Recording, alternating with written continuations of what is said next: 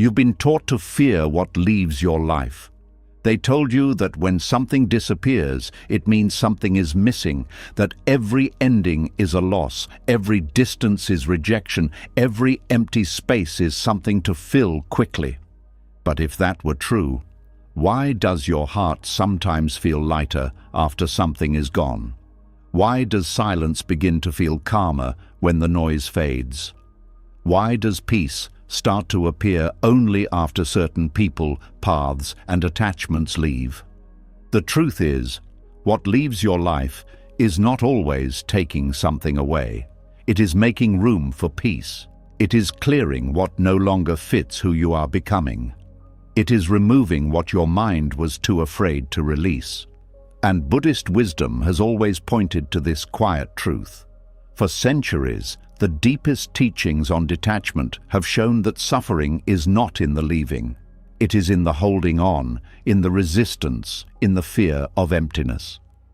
Tonight, as you listen to these lessons, something will shift. Your mind will begin to loosen its grip. The weight you have been carrying will slowly fall away. You will start to see that every departure has a purpose. Every ending creates space. And in that space, something gentle begins to grow. Something you have been searching for without realizing it. Peace. This is not just another audio to fall asleep to. This is a quiet clearing happening within you. Are you ready? Let's begin.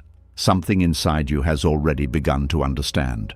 Not loudly, not clearly, but quietly. You can feel it in the moments where you stop chasing. In the pauses where you no longer have the energy to force what once felt so important. In the subtle shift where certain things don't excite you the way they used to. That is where this begins, because before you can understand why things leave, you have to notice that they were already fading. And now we step into that space.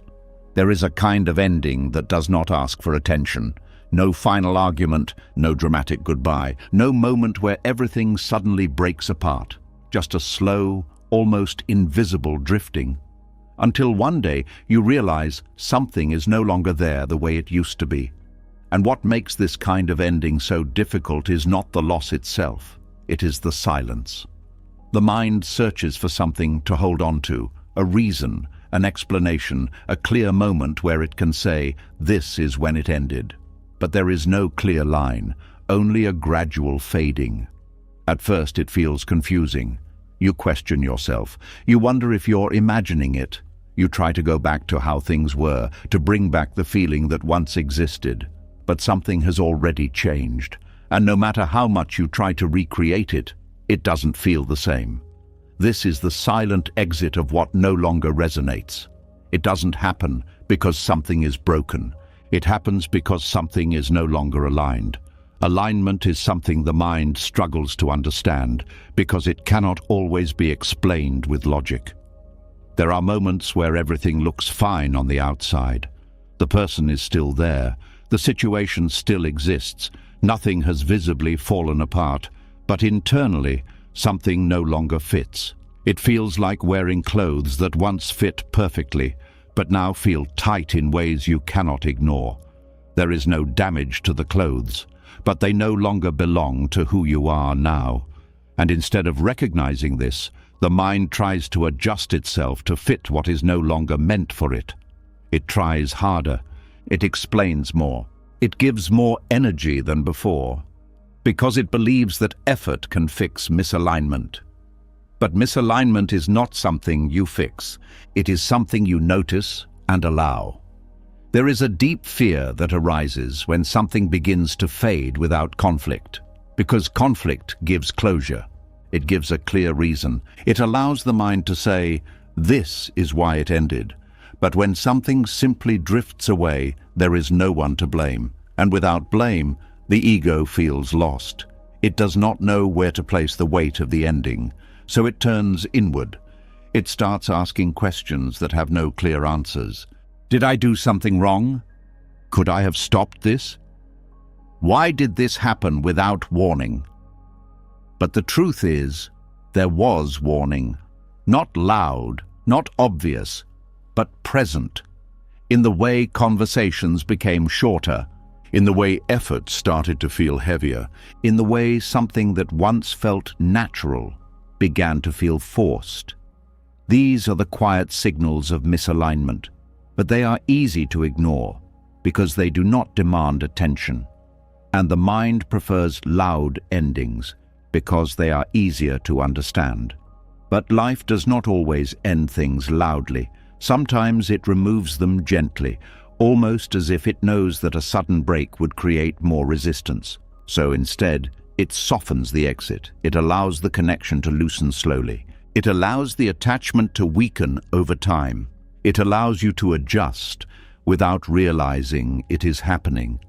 And yet, even with this gentleness, there is still resistance, because the mind does not like losing what is familiar, even if the familiar no longer brings peace. There is something deeply rooted in human nature that clings to what is known. Familiar discomfort feels safer than unfamiliar freedom. So when something begins to leave, the instinct is to hold on tighter, to reach out more, to fix what was never meant to be fixed, to revive what is already dissolving. But this only creates tension, because you are trying to keep something in your life that has already begun to move out of alignment with you. And the more you force it, the heavier it becomes. This is where suffering begins, not in the leaving itself, but in the refusal to let it leave. There is a difference between something being taken from you and something completing its place in your life. But the mind does not easily see that difference. It sees absence and labels it as loss. It sees distance and calls it rejection. It sees change and interprets it as something going wrong. But what if nothing is going wrong? What if something is simply ending naturally? There is a quiet intelligence in life that does not always explain itself. It moves things in and out of your experience without needing your approval. Not to harm you, but to shape you, to guide you towards something that requires a different version of you. And that version cannot exist while you are still holding on to what no longer resonates. This is why things fade, not because you failed, but because you evolved. Growth is not always visible. You do not always notice when your perspective changes. You do not always realize when your energy shifts. But it happens. And when it does, your life begins to reorganize itself around that change. People who once felt aligned begin to feel distant. Paths that once excited you begin to feel empty. Goals that once defined you lose their meaning. And it can feel unsettling, because it creates a gap between who you were and who you are becoming. And in that gap, things begin to fall away. But this falling away is not destruction, it is refinement. It is life removing what no longer matches your direction. The difficulty is that the mind wants to understand everything immediately. It wants clarity before acceptance. But life does not always give clarity first. Sometimes it asks for trust before understanding, to allow something to leave without knowing exactly why, to sit with the absence without rushing to fill it, to accept that not everything that ends needs to be explained. And this is where peace begins to form, not when everything stays the same, but when you stop resisting what is changing. There is a lightness that comes when you allow things to exit without force, when you stop chasing what is already moving away, when you stop trying to revive what has naturally gone quiet, because chasing creates noise, and noise blocks peace. But when you allow the silence, something shifts. The mind begins to settle. The need for control starts to loosen. The constant tension of holding on begins to dissolve. And in that space, you begin to feel something unfamiliar. Not excitement, not intensity, but calm. A calm that does not depend on anything staying. A calm that exists even as things leave. This is the kind of peace that detachment brings, not a cold distance from life, but a deep acceptance of its movement. You begin to understand that not everything is meant to stay, that some things are temporary by design, that their purpose is not to last forever, but to exist for a time, and then leave when that time is complete. And when you stop trying to extend what has already reached its end, you stop exhausting yourself. You stop carrying what no longer needs to be carried. You stop holding on to something that has already let go of you. There is a quiet dignity in allowing things to leave without resistance, in not needing a final explanation, in not demanding closure, in not forcing one more conversation just to feel complete. Because true completion does not always come from answers. Sometimes it comes from acceptance, from recognizing that something has already ended, even if it was never clearly announced. And once you see that, something inside you begins to relax. You no longer feel the need to chase every fading connection. You no longer feel the urge to fix every drifting situation. You begin to trust the natural rhythm of life, the way things come, and the way they go, without needing to control either. And in that trust, there is freedom. A freedom that is not loud or dramatic, but quiet, stable, unshaken by the constant movement of people, circumstances, and time. Because you finally understand something that changes everything. What leaves your life is not always a loss. Sometimes it is life creating space. Space for clarity, space for growth, space for peace. And the moment you stop resisting that space is the moment you begin to feel what you have been searching for all along. Not in what stays, but in what you no longer need to hold. And as that space begins to open, something unexpected rises to the surface. Not relief, not clarity, but a quiet kind of sadness. Because when things leave your life, it is not only people, places, or situations that disappear. Sometimes it is a version of you, the one you spent years building, the one you believed you would become, the one you held on to as your future. And now it no longer fits. There is a grief that no one prepares you for, not the grief of losing something outside of you, but the grief of losing who you thought you would be. It does not come with rituals. No one gathers around you, no one tells you how to process it, because from the outside, nothing seems wrong. But inside, something has quietly ended. A dream you once carried begins to fade. An identity you once held tightly no longer feels true. A future you imagined with so much certainty starts to dissolve without asking for your permission. And the strange part is, you are the one letting it go. No one forced it out of your hands. No one took it away from you. You simply reached a point where you could no longer pretend it still belonged to you.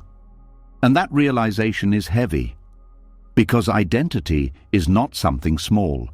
It is how you see yourself. It is how you understand your place in the world. It is the story you tell yourself about who you are becoming. So when that story begins to change, it feels like losing a part of yourself. You may not say it out loud. You may not even fully admit it to yourself, but there is a quiet mourning happening beneath the surface. A mourning for the life you thought you would live, a mourning for the person you believed you would become. This kind of grief is confusing because nothing physically died, yet something is gone. The mind struggles with this.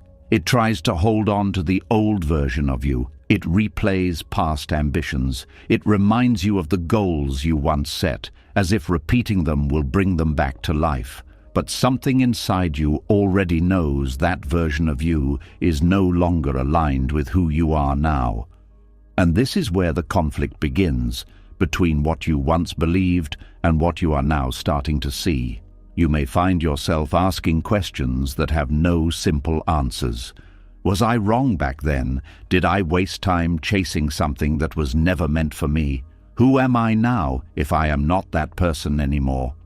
These questions are not just thoughts. They are the mind trying to protect a familiar identity. Because letting go of who you thought you would be feels like stepping into the unknown without a map. And the unknown is uncomfortable. Even if what you are leaving behind no longer brings you peace, at least it was familiar. You knew how to exist within it. You knew how to explain it to others. You knew how to define yourself through it. But now that definition is dissolving, and what replaces it is not immediately clear. There is a space where certainty used to be, and in that space there is silence. This is where many people rush to fill the gap. They try to quickly replace the old identity with a new one. They search for something else to become. They cling to new labels, new goals, new directions, just to avoid feeling undefined.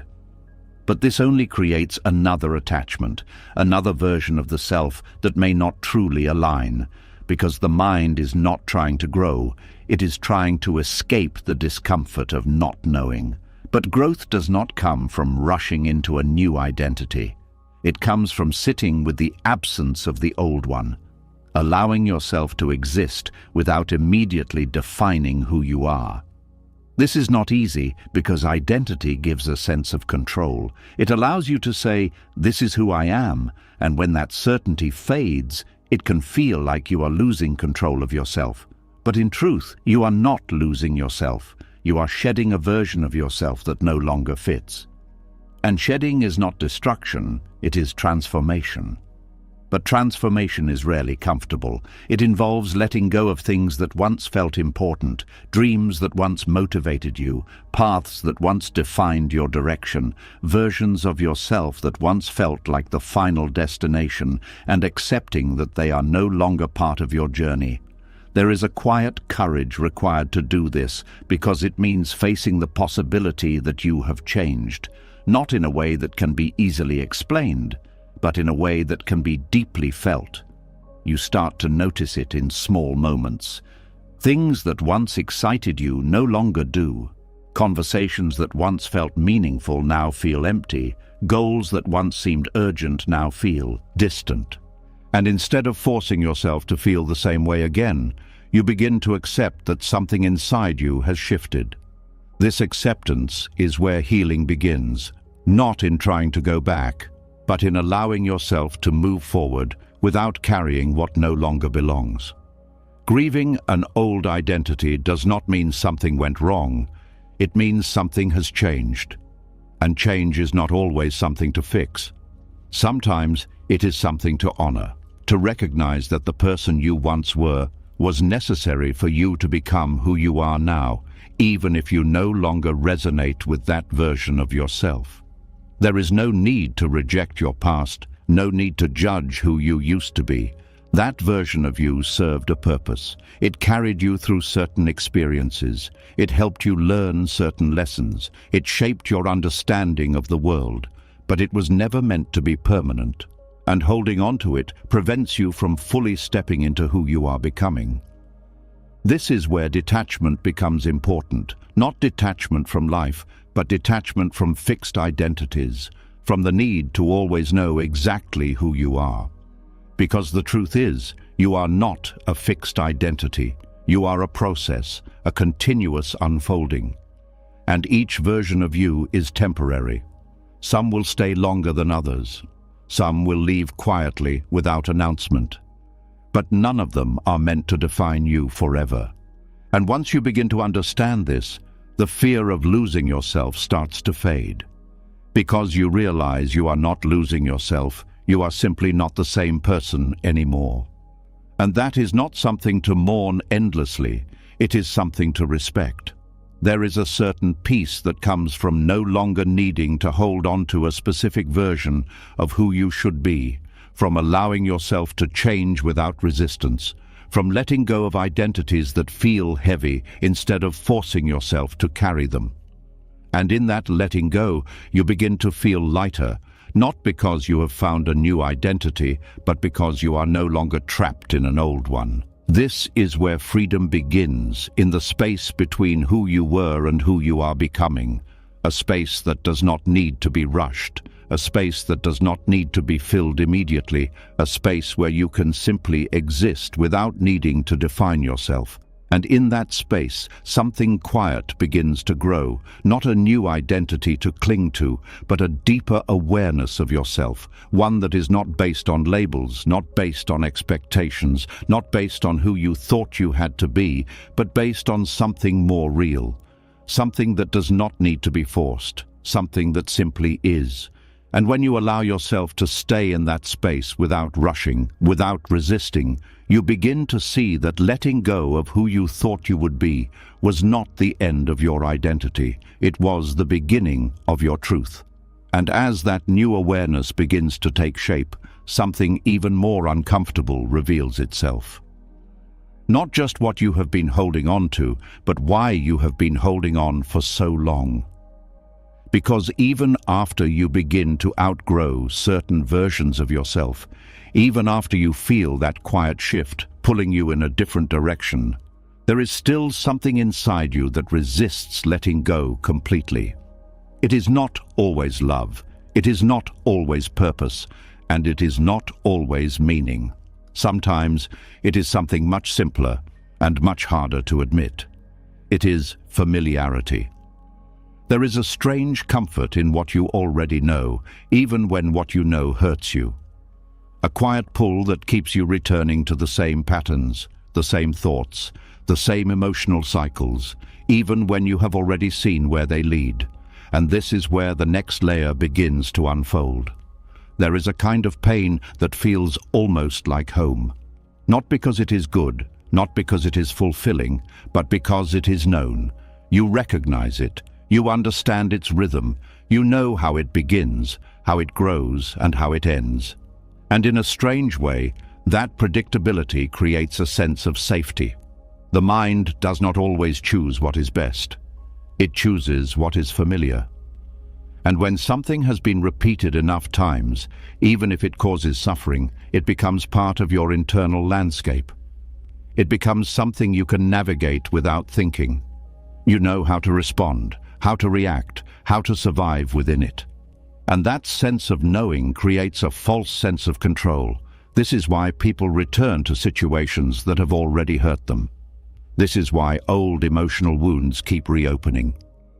This is why certain patterns repeat, even when you are aware of them. Because awareness alone is not enough to break attachment. There is something deeper that keeps pulling you back. The mind fears what it cannot predict. It prefers a pain it understands over a peace it does not. Because peace, when it is unfamiliar, feels empty. It feels uncertain. It feels like standing in a space where nothing is happening, where there is no tension, no urgency, no emotional intensity. And to a mind that has been conditioned by constant stimulation, that stillness can feel unsettling. So instead of staying in that stillness, the mind creates movement. It replays old thoughts. It brings back memories. It revisits situations that have already ended. It searches for problems to solve, even when there are none, because activity feels safer than silence. There is a deep habit of suffering that forms over time, not because you want to suffer, but because you have learned how to exist within it. You have built responses around it. You have shaped your identity around it. And without it, there is a part of you that does not know who you are. This is why letting go of familiar pain is not just about releasing the pain itself. It is about releasing the identity that formed around it. It is about stepping away from the version of you that was shaped by those experiences. And that can feel like losing something, even when what you are losing is suffering. There is also a subtle attachment to emotional intensity. Pain, in many ways, feels alive. It creates movement.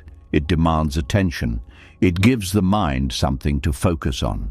And when that intensity is gone, there can be a sense of emptiness, as if something is missing. But what is missing is not something you need. It is something you have become used to.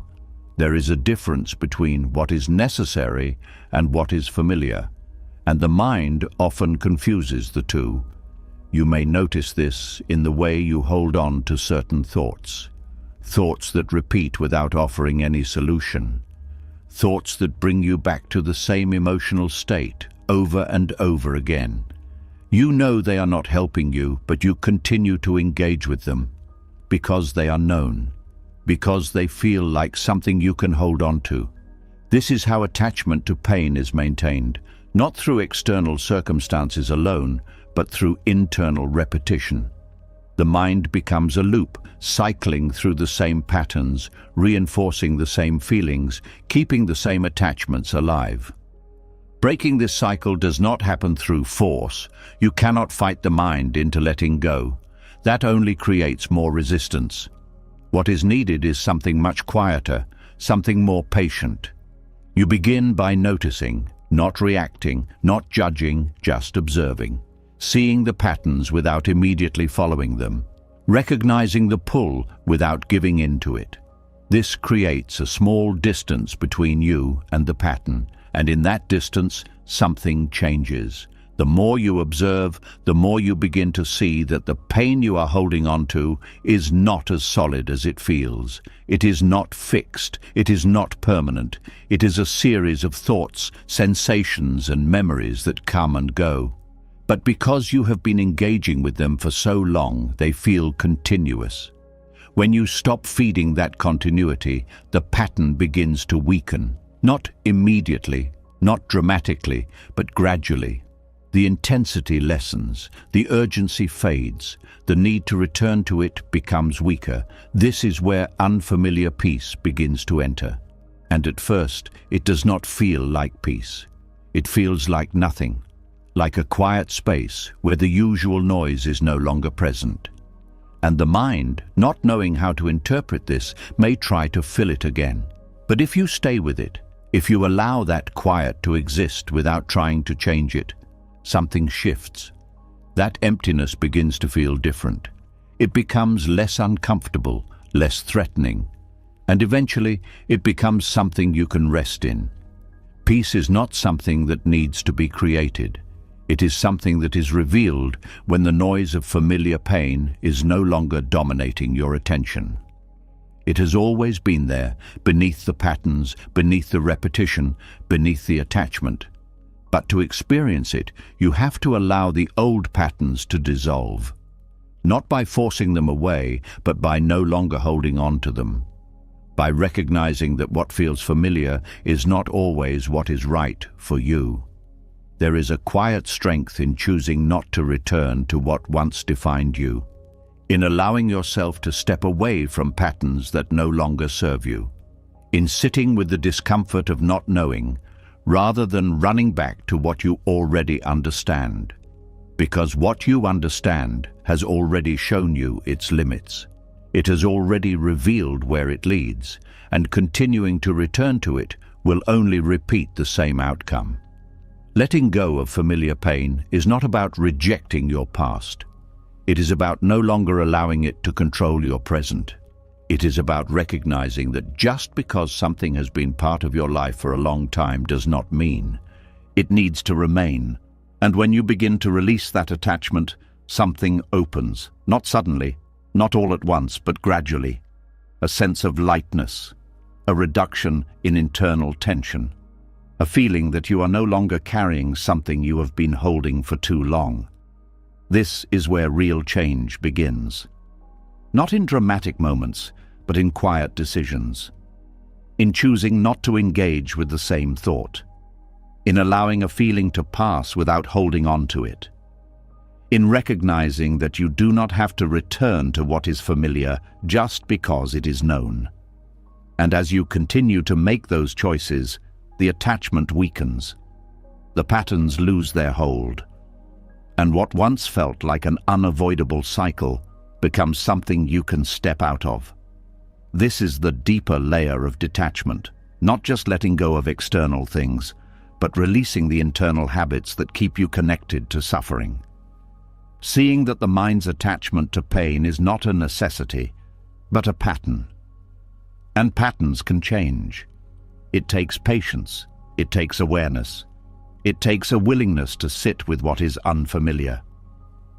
But in that unfamiliar space, something new begins to emerge, something that does not rely on repetition, something that does not depend on intensity, something quieter, something steadier, something that does not come from what you hold on to, but from what you finally allow to fall away. And as those patterns begin to loosen, something else becomes visible, something you could not clearly see while you were still holding on.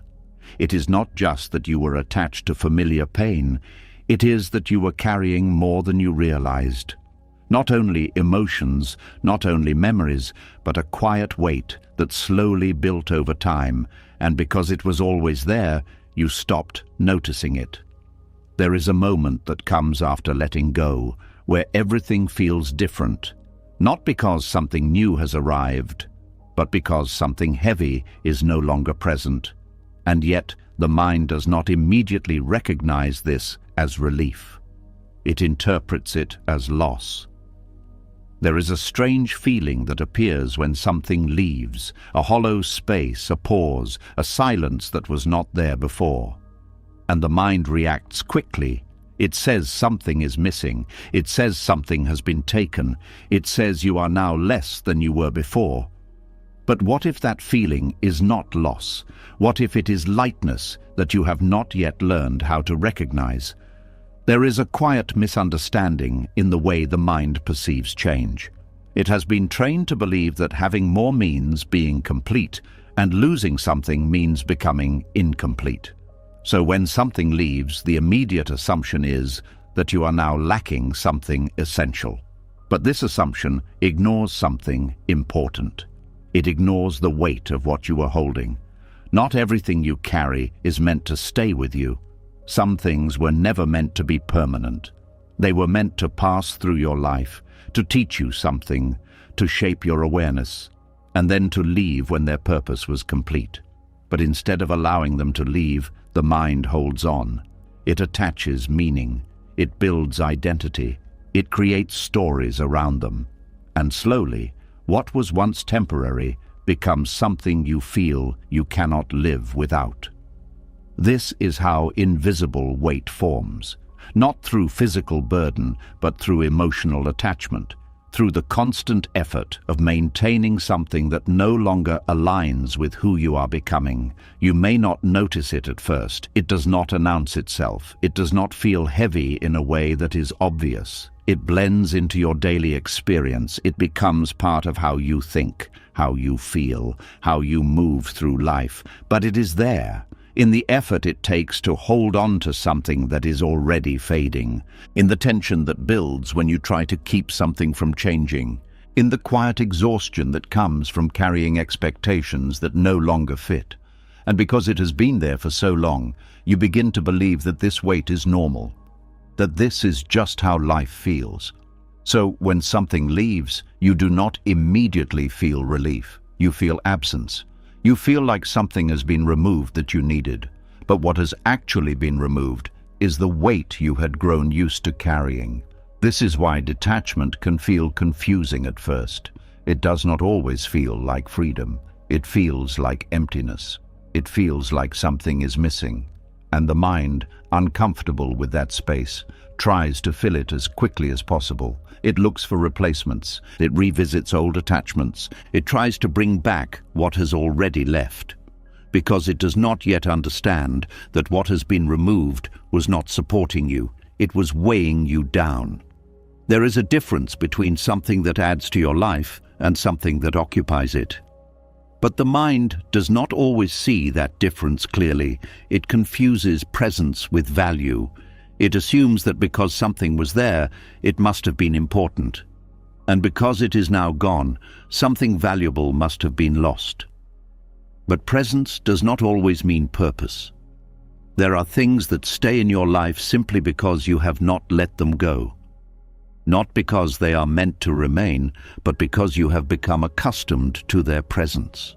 And when they finally leave, the absence feels unfamiliar.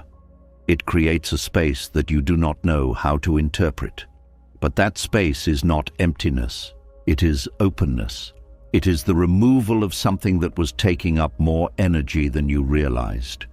It is the release of something that was quietly shaping your thoughts, your emotions, your sense of self. And without it, there is room for clarity, room for stillness. Room for something new that actually aligns with who you are now. But before you can experience that, you have to move through the illusion of loss. You have to sit with the feeling that something is missing without immediately trying to replace it. You have to allow the mind to adjust to the absence, to recognize that what feels like lack is actually relief in a form it does not yet understand. This requires patience, because the mind does not change its interpretations instantly. It takes time for it to see that what it labeled as loss was actually a form of release. You may notice this in the way your body responds, a subtle ease in your chest, a reduction in tension you did not even know was there, a quiet sense of space in your thoughts, where there used to be constant activity. These are not signs of something missing. They are signs of something being removed. And as you begin to pay attention to this, your perspective starts to shift. You stop asking what you lost, and you start noticing what you no longer have to carry.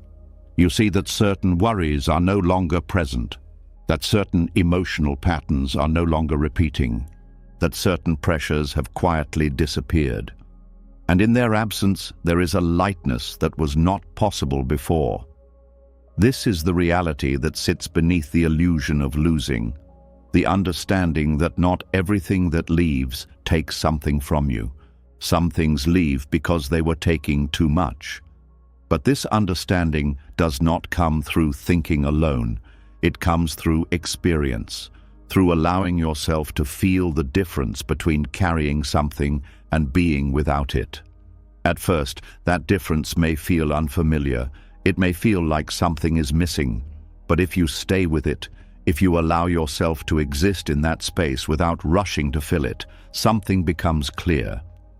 You begin to see that what you thought was supporting you was actually limiting you. That what you believed you needed was something you had simply grown used to. That what you feared losing was something that had already stopped serving you. And in seeing this, your relationship with loss changes. It is no longer something to avoid at all costs. It becomes something to understand, something to observe, something that can carry a different meaning than what you were taught. You begin to trust that when something leaves, it is not always taking something essential. Sometimes it is removing what is unnecessary. This does not mean that every loss feels easy. There are still emotions, still memories, still moments of reflection. But those experiences are no longer tied to the belief that you are now less than you were before. They are part of a process, a gradual unfolding, a rebalancing of what you carry and what you release. And over time, you begin to move differently. You hold things more lightly. You become less attached to keeping everything the same. You allow change to happen without immediately resisting it, because you understand something that was not clear before, that holding on is not always strength, and letting go is not always loss. Sometimes the greatest strength is in allowing things to leave when their time is complete. And sometimes what feels like losing is actually the beginning of a life that feels lighter, clearer, and more aligned with who you truly are. There is a quiet freedom in this understanding, not a loud, dramatic freedom, but a steady one, a freedom that does not depend on everything staying the same, but on your ability to move with what changes. And in that movement, you begin to experience life in a different way, not as something you have to control, not as something you have to hold together, but as something that flows, with things entering and leaving, with moments forming and dissolving, with experiences rising and fading. And you no longer see these movements as threats. You see them as part of the natural rhythm of life, a rhythm that does not take away from you, but continually reshapes what you carry. And when you align with that rhythm, when you stop resisting the removal of what no longer belongs, you begin to feel something that was always there, waiting beneath the weight, a sense of ease, a sense of clarity, a sense of peace that does not come from gaining more, but from finally carrying less. And as that lightness begins to settle in, something unexpected follows. Not a sudden joy, not a clear sense of relief, but a quiet, unfamiliar space that feels difficult to explain. Because after carrying weight for so long, after living within noise, tension, and constant movement, the absence of it all can feel strange, almost unsettling, almost like something is missing, even when nothing is wrong. This is where many people become confused. They expected peace to feel like comfort, like warmth, like something immediately satisfying. But instead, what they meet first is something much quieter, something emptier, something that does not yet feel like home. And this is where the next layer begins. There is a moment that arrives when the chaos fades and everything becomes still. No urgent thoughts pulling at your attention, no emotional storms demanding your energy, no constant tension running quietly in the background. Just space, just silence, just a kind of calm that feels almost unfamiliar. And in that moment, instead of relaxing into it, the mind becomes restless. It starts searching for something to hold on to. It looks for noise, for problems, for anything that feels like the intensity it has grown used to. Because even though peace is present, it does not yet feel natural. This is the strange truth. Peace at first can feel uncomfortable, not because there is something wrong with it, but because you have spent so much time living without it. Your system has adapted to chaos, to movement, to emotional highs and lows. It has learned how to function within tension. It has built patterns around it. It has created a sense of normal from it. So when that tension is no longer there, when the noise disappears, there is a gap. And the mind does not immediately recognize that gap as something positive. It sees it as absence. It sees it as something that needs to be filled. You may notice this in subtle ways. A quiet moment where everything is fine, but you still feel the urge to check something, to think about something, to bring your attention back into activity. A sense that something should be happening, even when there is nothing that needs your attention. This is not because you lack peace. It is because you are not yet used to it. The mind has been conditioned to associate intensity with meaning. It believes that if something feels strong, if it creates emotion, if it demands attention, then it must be important. And when that intensity is gone, it feels like something valuable has disappeared. But peace does not demand attention. It does not create urgency. It does not pull at your mind. It simply exists. And because it is so quiet, it can be overlooked or even mistaken for emptiness. This is why people often return to chaos without realizing it. Not because they want to suffer, but because chaos feels familiar. It gives the mind something to engage with. It creates a sense of movement, a sense that something is happening. And without that movement, there can be a feeling of restlessness, a subtle discomfort that arises in stillness, a sense that something needs to be done, even when there is nothing that requires action. But this discomfort is not a sign that something is missing. It is a sign that something has changed. It is the adjustment from a life of constant stimulation to a space of calm. And like any adjustment, it takes time. You cannot rush into peace and expect it to immediately feel comfortable. Just as the body needs time to rest after long periods of strain, the mind needs time to settle after long periods of noise. At first, the silence may feel too quiet. The space may feel too open. The absence of tension may feel unfamiliar. But if you stay with it, if you resist the urge to fill that space immediately, something begins to shift. The restlessness starts to fade. The need for constant movement begins to soften. The discomfort slowly transforms into something else, and what once felt empty begins to feel spacious. There is a difference between emptiness and space.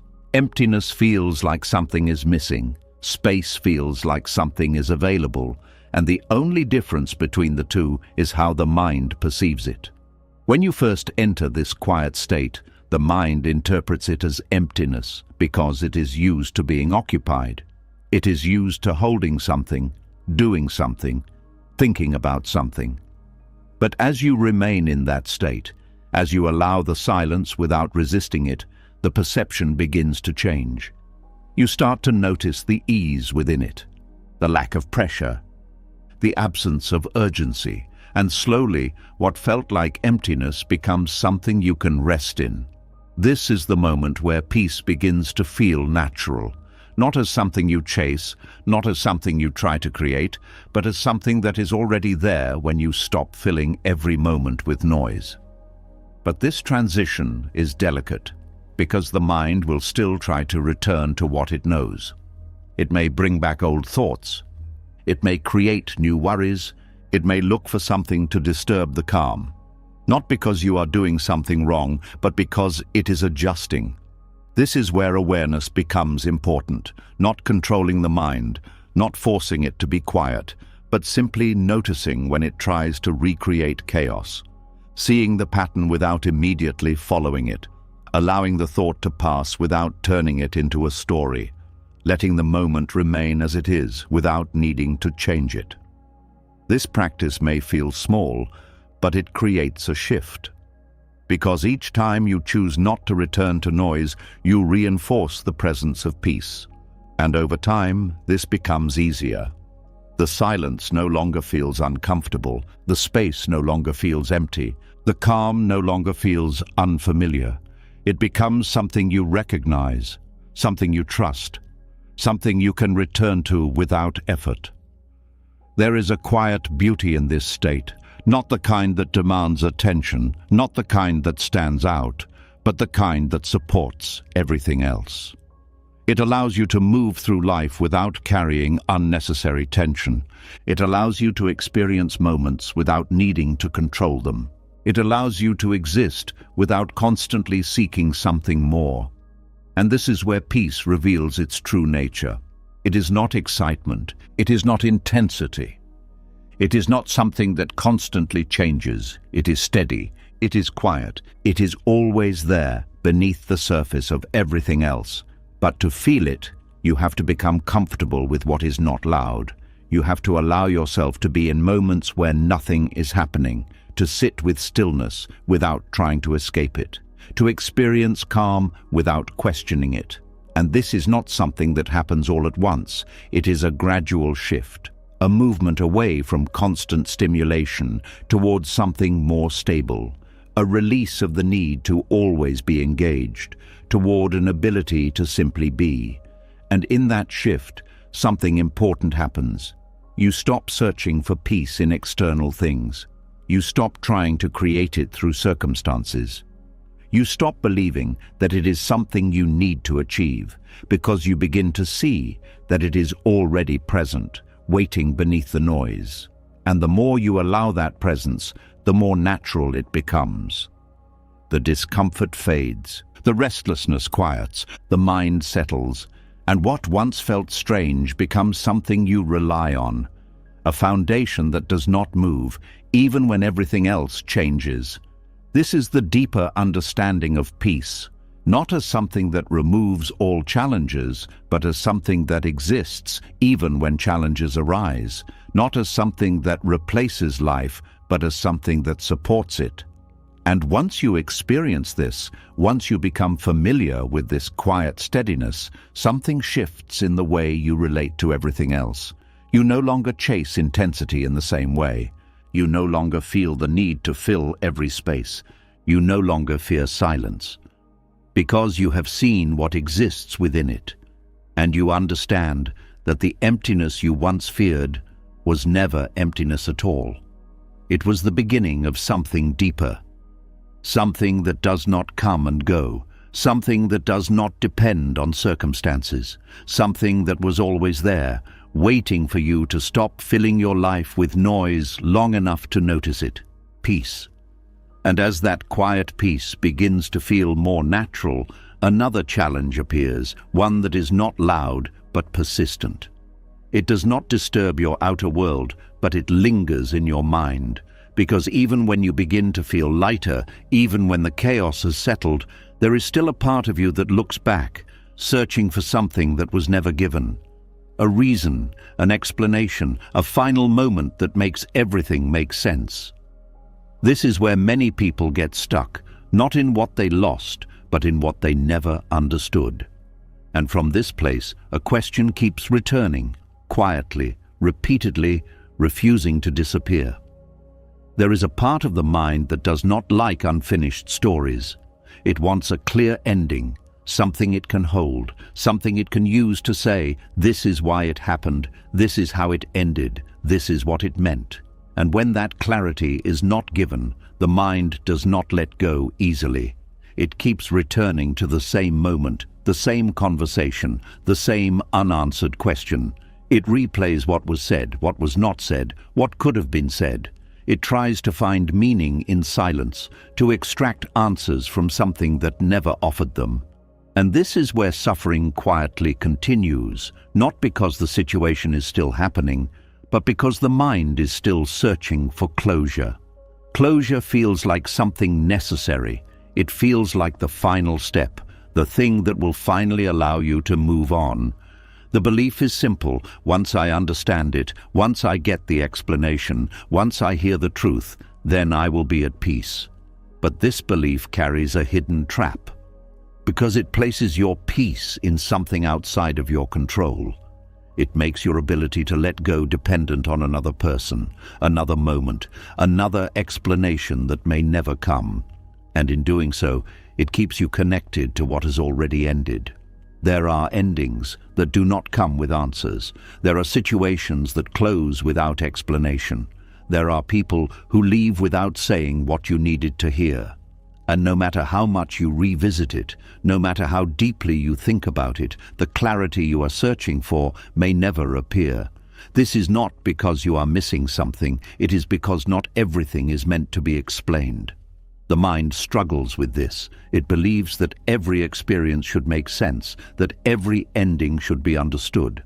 But life does not always operate in that way. Sometimes things end without clarity, without resolution, without a final understanding that satisfies the mind. And the more you try to force that understanding, the more you stay attached to the past. You may notice how this plays out. A memory appears, and immediately the mind starts analyzing it, trying to piece it together, trying to find the missing part, trying to answer a question that was never answered. But the more you analyze, the more complex it becomes, because you are trying to create clarity where there is none. And this creates a loop, a constant return to the same moment, the same question, the same need for something that is not there.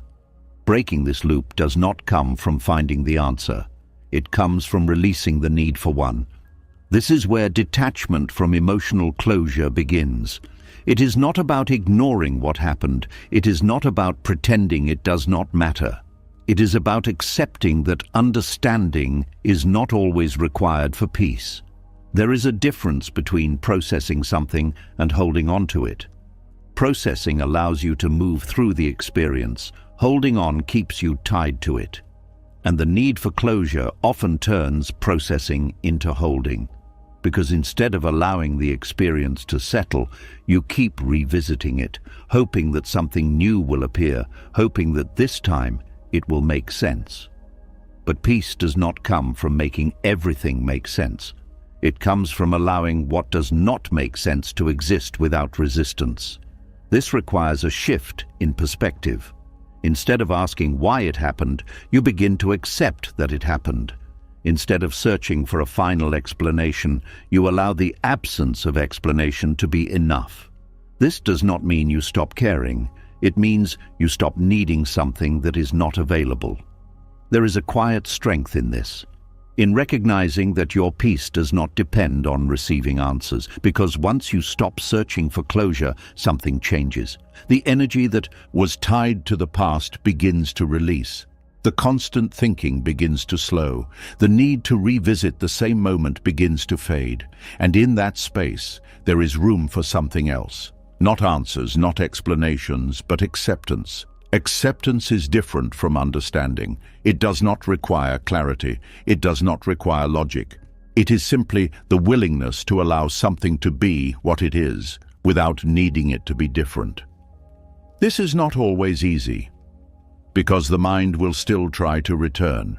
It will still bring up the same questions. It will still look for something to complete the story. But each time it does, you have a choice.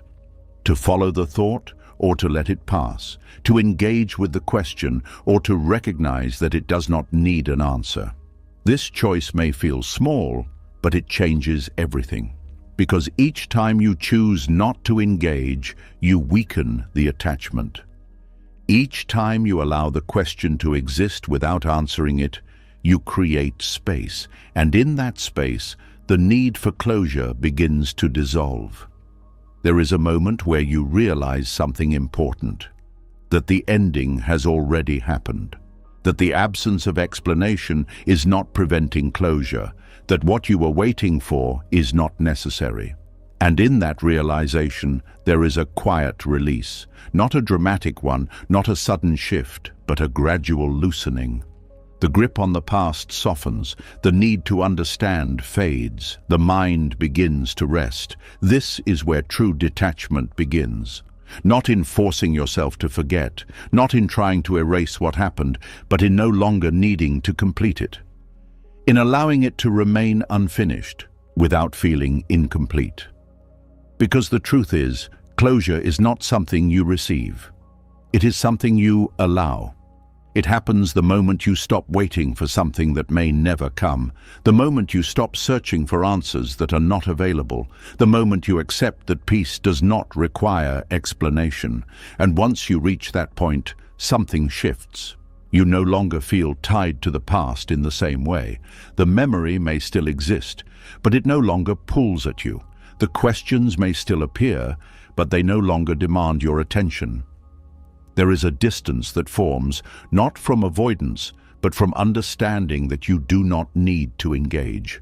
And in that distance, there is freedom. Freedom from the need to make everything make sense.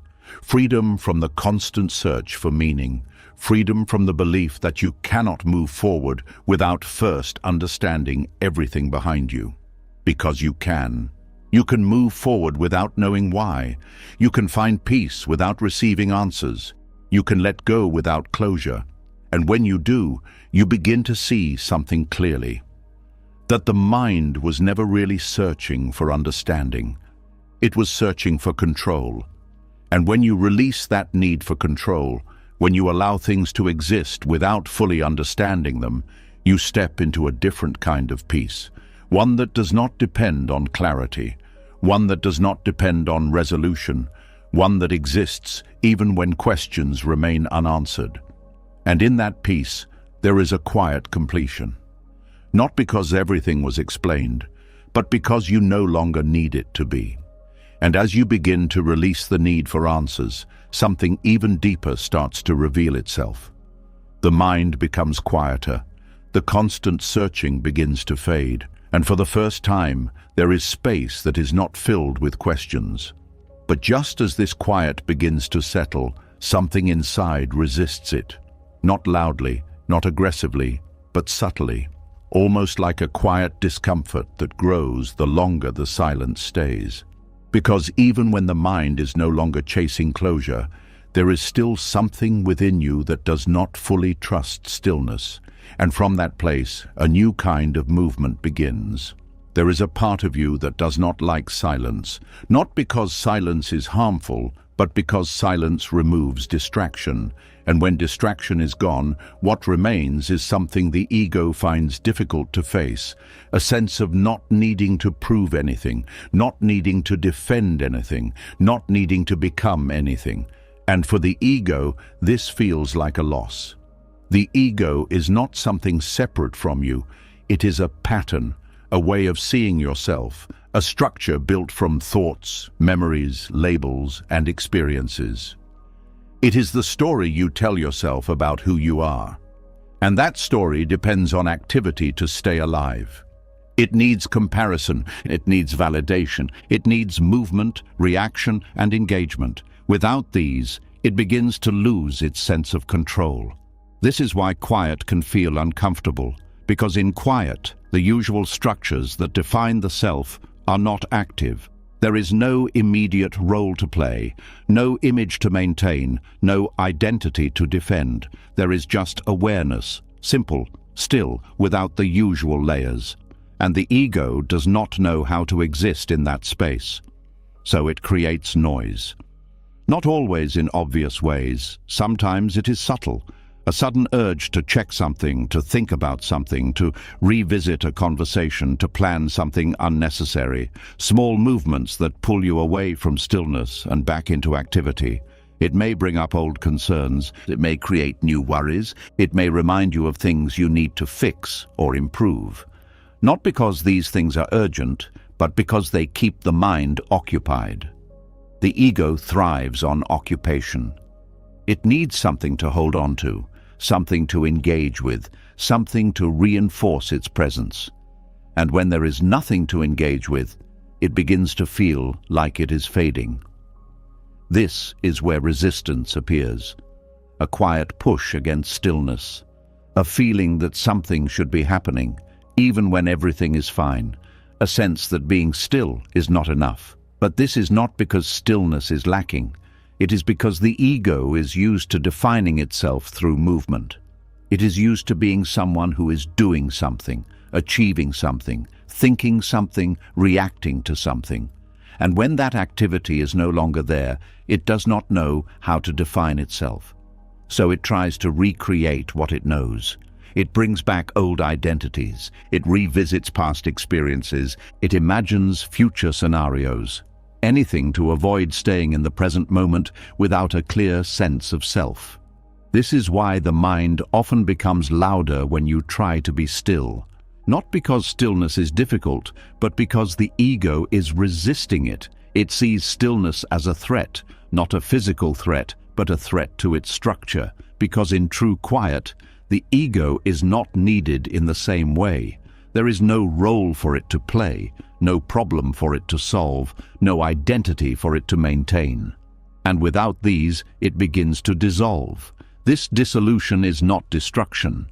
It is not the loss of who you are. It is the loosening of the rigid identity that has been built over time. It is the softening of the need to constantly define yourself. But the ego interprets this as loss. It believes that without its structure, you will be nothing. And this belief creates fear. Not always a strong fear, but a subtle unease. A feeling that being still is not safe, that you need to keep thinking, keep doing, keep engaging. But this is only a habit, a pattern that has been reinforced over time. You have spent so long identifying with your thoughts, your roles, your reactions, that stepping outside of them feels unfamiliar. It feels like you are losing something important. But what you are actually losing is the constant need to be something. And in that loss, there is freedom.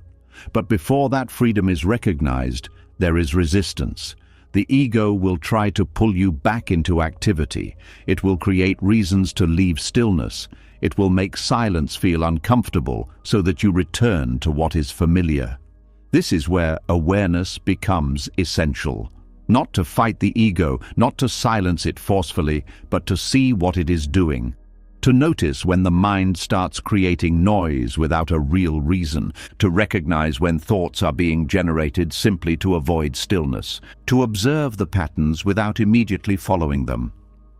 This observation creates distance. And in that distance, the ego's grip begins to loosen, because it is no longer being reinforced. Each time you see the pattern without engaging, you weaken it. Each time you remain in stillness without reacting, you strengthen your ability to stay present. And over time, something shifts. The noise becomes less convincing. The urge to fill the silence becomes weaker. The discomfort begins to fade. And what once felt like emptiness starts to feel like clarity. There is a simplicity in this state that the ego does not understand. A way of being that does not require constant definition, a presence that is not built on thoughts but on awareness itself. And in this presence, there is no need to prove anything, no need to become anything, no need to hold on to a fixed identity. There is just being. This is not something the ego can control, because it exists beyond the structures the ego creates. And this is why it resists it. But resistance does not mean it cannot be experienced. It simply means it takes patience, a willingness to stay in the quiet, even when it feels unfamiliar, a willingness to observe the mind without immediately following it, a willingness to allow the sense of self to soften without trying to hold it together. And as you do this, the relationship with the ego changes. It is no longer something that controls you. It becomes something you can see, something that arises and fades like any other pattern. And in seeing it clearly, you are no longer fully identified with it. You are not just the thoughts. You are not just the roles. You are not just the story you have been telling yourself. You are the awareness in which all of these appear. And this awareness does not need noise to exist. It does not need constant activity.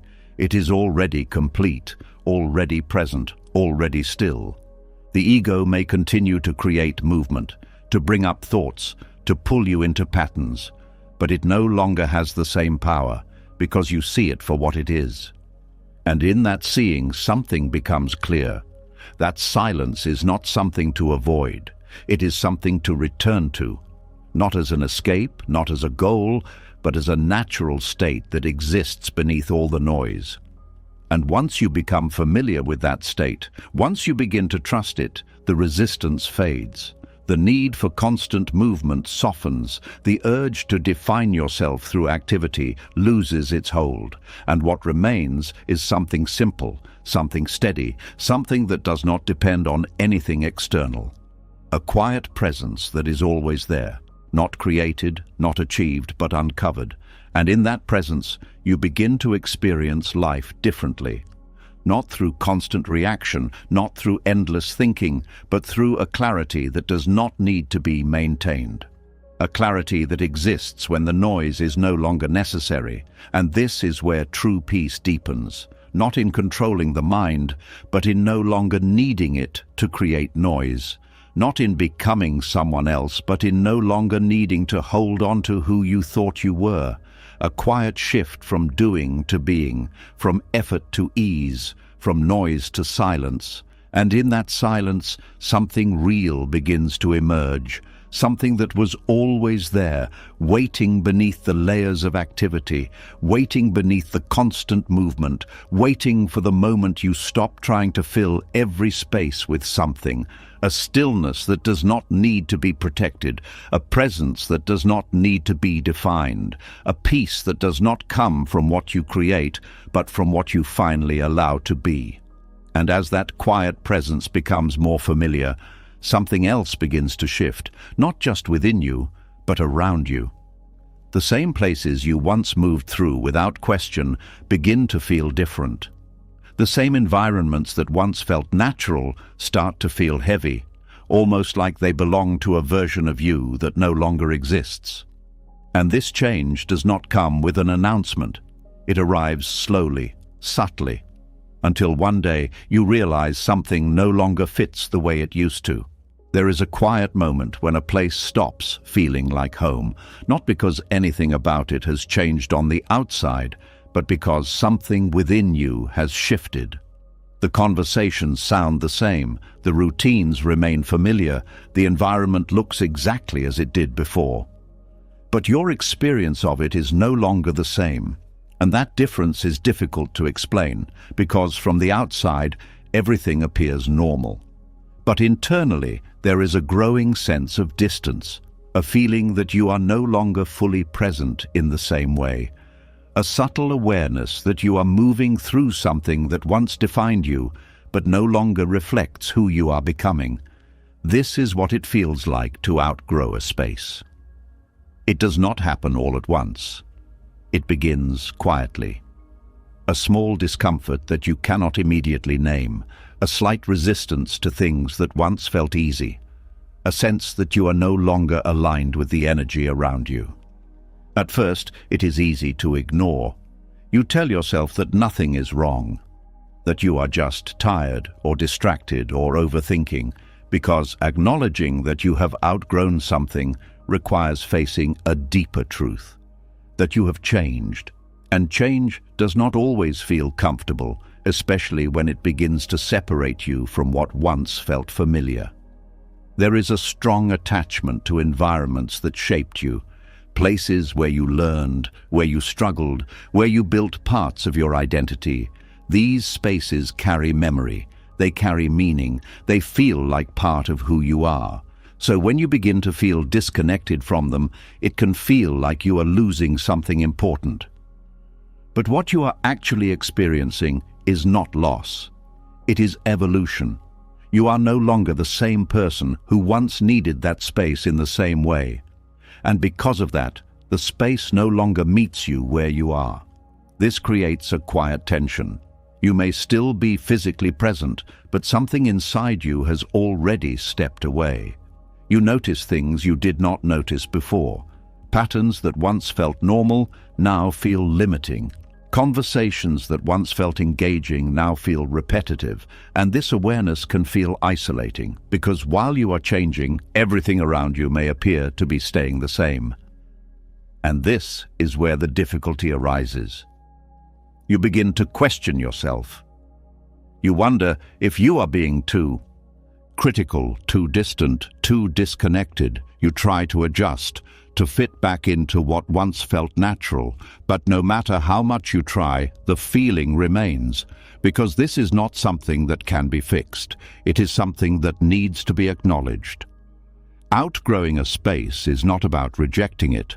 It is about recognizing that your relationship with it has changed.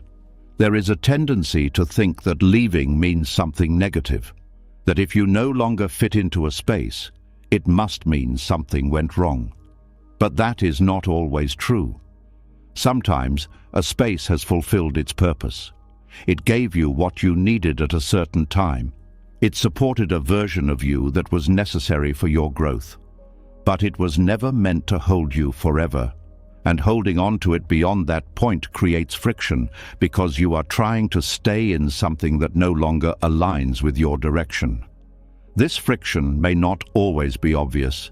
It can show up as restlessness, a lack of energy, a feeling of being out of place without a clear reason, and because it is subtle, it is often misunderstood.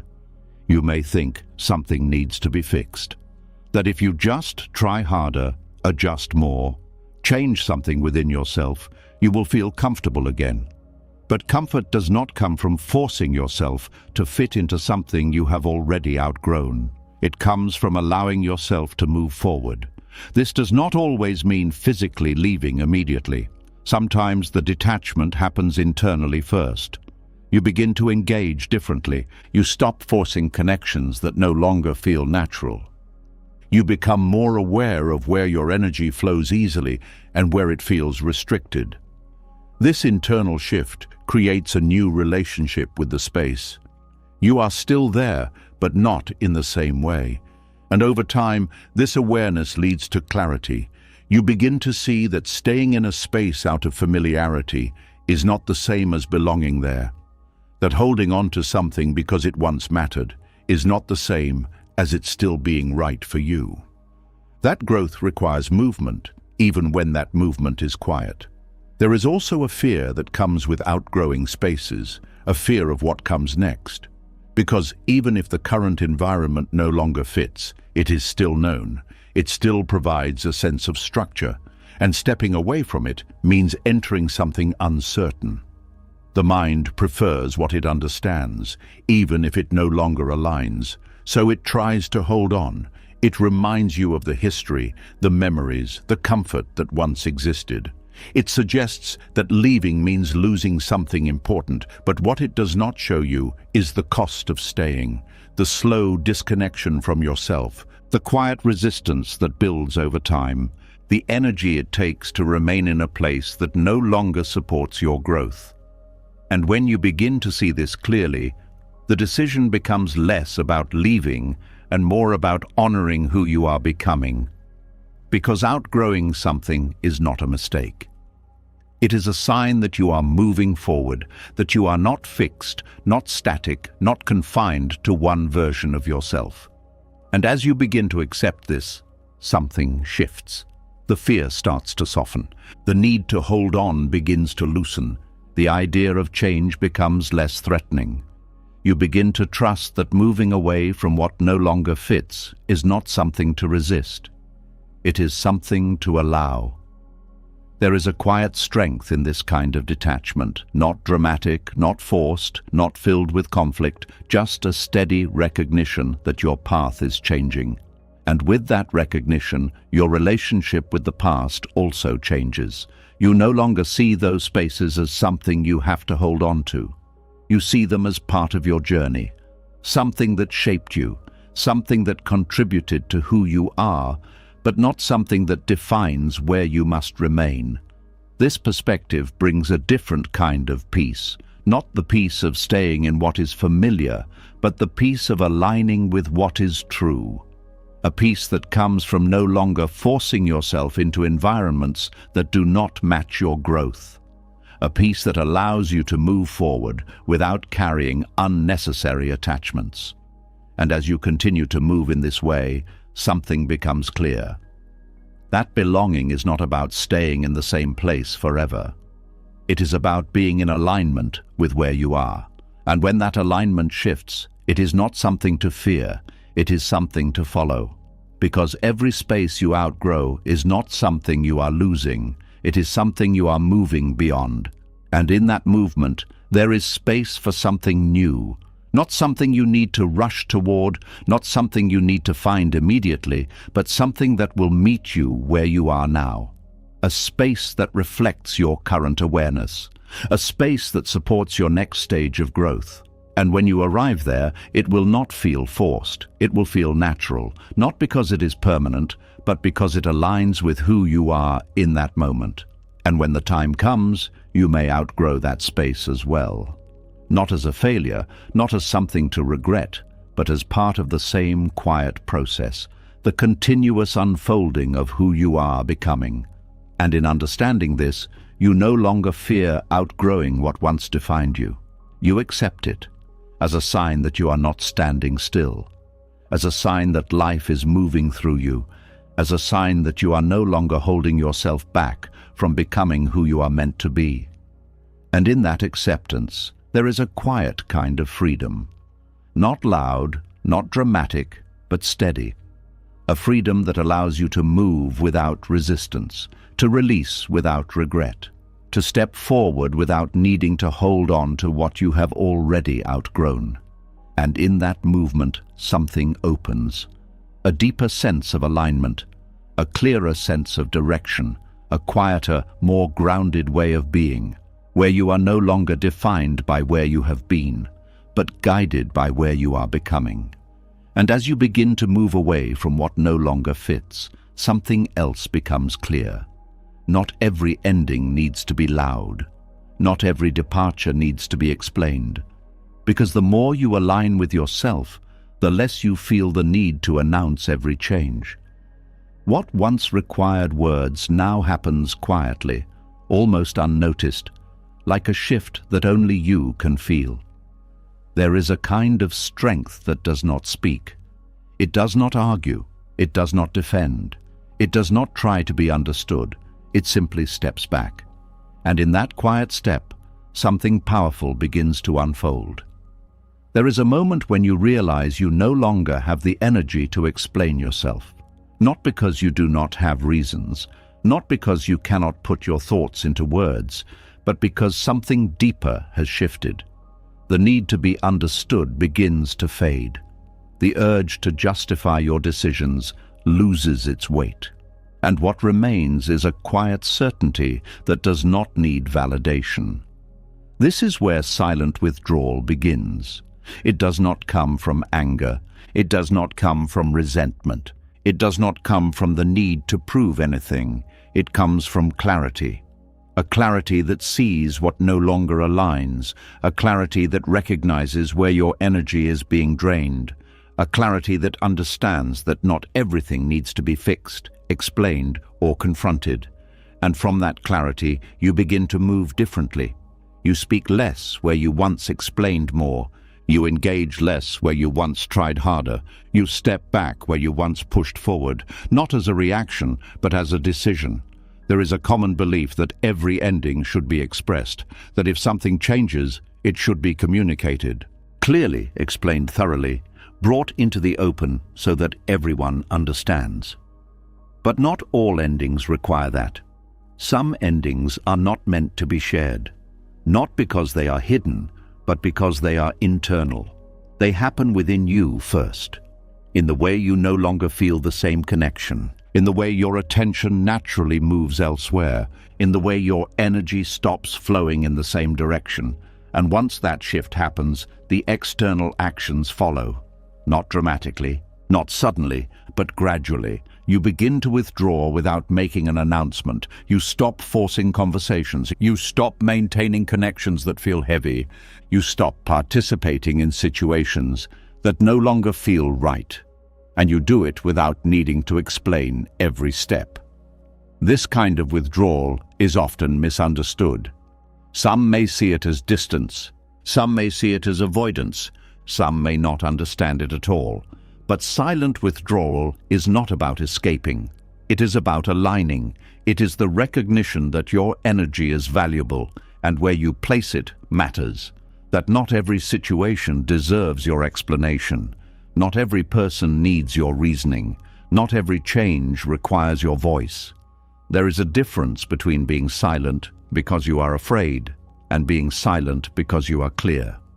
Fear-based silence feels heavy. It carries tension, hesitation, uncertainty. It comes from not knowing what to say or how to say it. Clarity-based silence feels different. It is calm, it is steady, it is intentional. It does not come from confusion. It comes from understanding that words are not always necessary. You begin to see that explaining yourself repeatedly does not always create understanding. Sometimes it only keeps you tied to something you are already moving away from. And this is where silent withdrawal becomes powerful, because it allows you to leave without creating unnecessary noise. No arguments, no justifications, no attempts to be seen in a certain way, just a quiet shift. There is also a release in this. When you stop announcing every change, you stop seeking approval for it. You stop needing others to agree with your decisions. You stop waiting for someone else to validate your direction. And in that release, there is freedom. Freedom from the need to be understood by everyone. Freedom from the pressure to explain every choice. Freedom from the expectation that your path must make sense to others. You begin to move based on what feels right, not based on what can be explained. This does not mean you become distant or disconnected from people. It means you become more intentional. You choose where to speak and where to remain silent. You choose where to engage and where to step back. You choose where your energy is placed. And these choices are not made to control others, but to respect yourself. There is a quiet maturity in this, the understanding that not every situation needs closure, that not every relationship requires a final conversation, that sometimes the most respectful thing you can do is simply step away, not to punish, not to avoid, but to honor what has already changed. Because forcing a dramatic ending where one is not needed often creates more tension than clarity. It turns something natural into something heavy. It adds layers of emotion where there could have been simplicity. Silent withdrawal keeps things simple. It allows the ending to remain as it is, without adding unnecessary conflict. It respects the fact that some connections fade without needing to be broken. It acknowledges that not everything needs to be turned into a moment. There is also a deeper level of self-trust that develops here. When you stop announcing your decisions, you begin to rely less on external confirmation. You become more grounded in your own awareness. You learn to trust what you feel without needing to explain it. And this trust changes the way you move through life. You become less reactive, less driven by the need to prove yourself, less concerned with how others interpret your actions, because you are no longer acting for them. You are acting from within. This does not mean that communication is not important. There are moments where words are necessary, where clarity benefits both sides, where expression creates understanding. But silent withdrawal is not about avoiding communication. It is about recognizing when communication is no longer needed, when the situation has already shifted, when the connection has already changed, when the explanation would not add anything meaningful.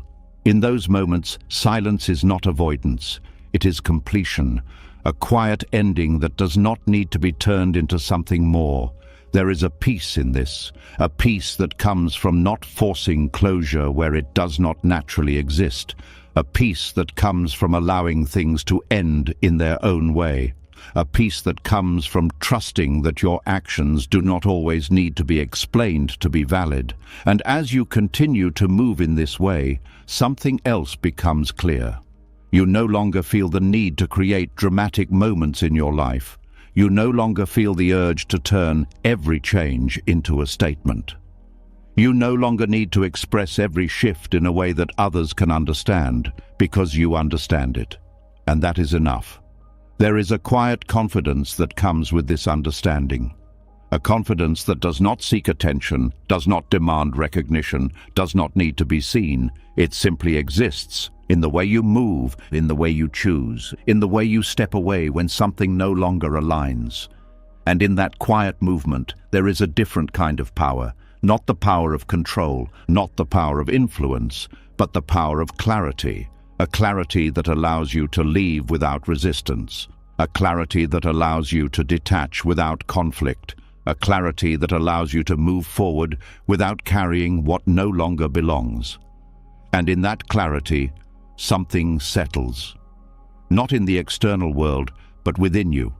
A sense of ease, a sense of alignment, a sense that you no longer need to explain every step to feel certain about where you are going. And that is where silent withdrawal reveals its true strength. Not as something you do to others, but as something you do for yourself. A quiet choice, a steady movement, a release that does not need to be seen to be real, and in that release you continue forward, without noise, without resistance, without needing to turn your growth into something that must be understood by everyone else, just moving, calmly, clearly, in the direction that feels true, and allowing what no longer belongs to fade, without needing to announce that it is gone. And as you begin to move in that quiet way, without announcements, without explanations, something else begins to surface. It is subtle at first, almost hidden beneath your calm.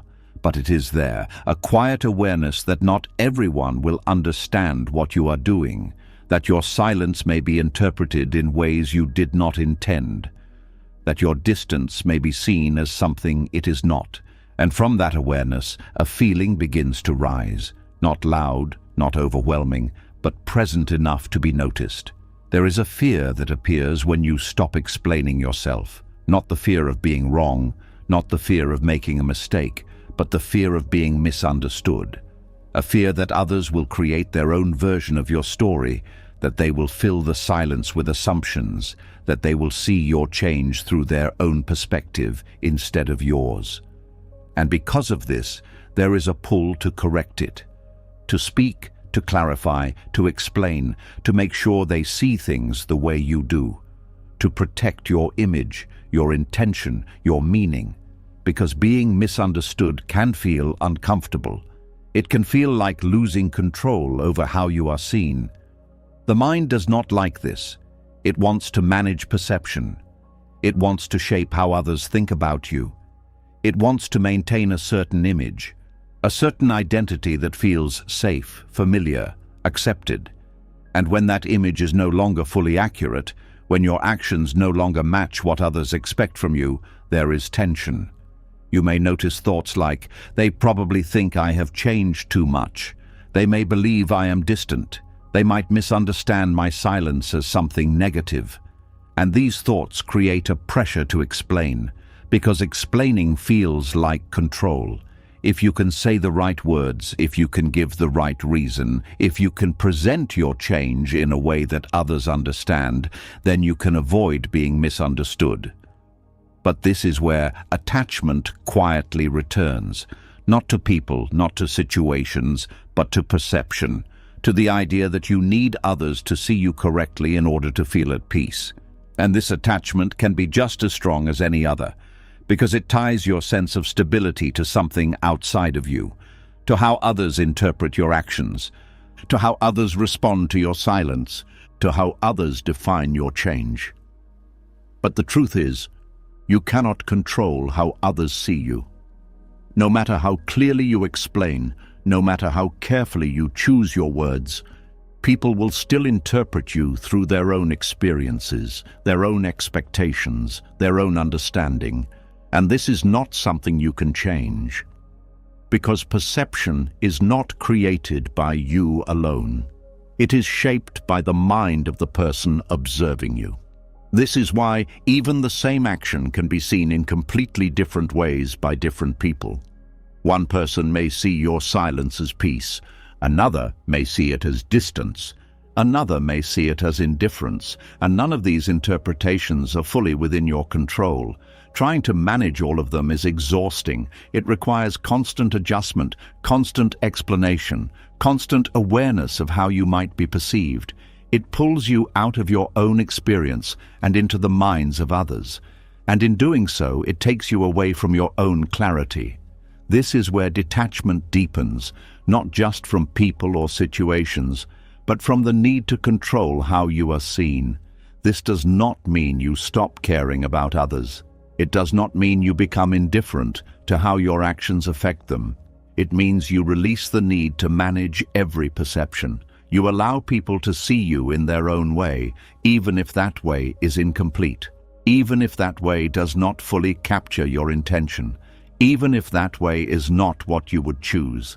This is not easy, because there is a natural desire to be understood, to be seen clearly, to have your actions interpreted correctly, to have your intentions recognized. And when that does not happen, it can feel uncomfortable. But there is a deeper understanding that begins to form, that being understood by everyone is not necessary for peace. That clarity within yourself matters more than clarity in the minds of others. That your path does not need to make sense to everyone for it to be valid. And once you begin to see this, something shifts. The need to explain starts to soften. The urge to correct every misunderstanding begins to fade. The pressure to control perception loses its hold. You begin to move with less resistance, not because everyone understands you, but because you no longer need them to. This creates a different kind of freedom, a freedom that is not dependent on approval, a freedom that does not require constant validation, a freedom that allows you to exist as you are without adjusting yourself to fit every expectation. There is also a quiet confidence that comes with this. Not a loud confidence that seeks attention, but a steady one that does not need to prove anything. A confidence that trusts your own understanding. That does not question your path just because others do not see it. That does not require external agreement to feel certain. And in this confidence, you begin to feel lighter, because you are no longer carrying the weight of managing how you are perceived. You are no longer trying to hold together an image that no longer fits. You are no longer adjusting yourself to match expectations that you have outgrown. You are simply being. And this simplicity brings peace. Not because everything is understood, but because you are no longer trying to control what cannot be controlled. There is also a deeper compassion that develops here. Because as you release the need to control perception, you begin to see that others are doing the same thing. They are also acting from their own understanding. They are also interpreting based on their own experiences. They are also navigating their own perceptions. And this awareness softens judgment. You no longer take misunderstandings as something personal. You see them as part of how people process the world. And in seeing this, you become less reactive, less defensive, less concerned with correcting every interpretation, because you understand that clarity is not always shared, and that is okay. This does not mean you never speak, never explain, never express yourself.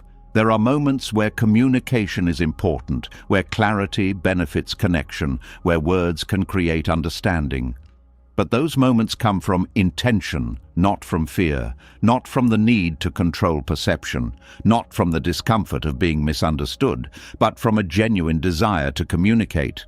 And when communication comes from that place, it feels different. It is not forced. It is not defensive. It is not driven by anxiety. It is clear, simple, and complete. And once it is expressed, there is no need to hold on to how it is received, because you have already done what was needed. This is the balance that begins to form, between expressing when it feels right and remaining silent when it is not necessary, between allowing understanding where it can happen and accepting misunderstanding where it cannot, between caring about others and not losing yourself in their perceptions.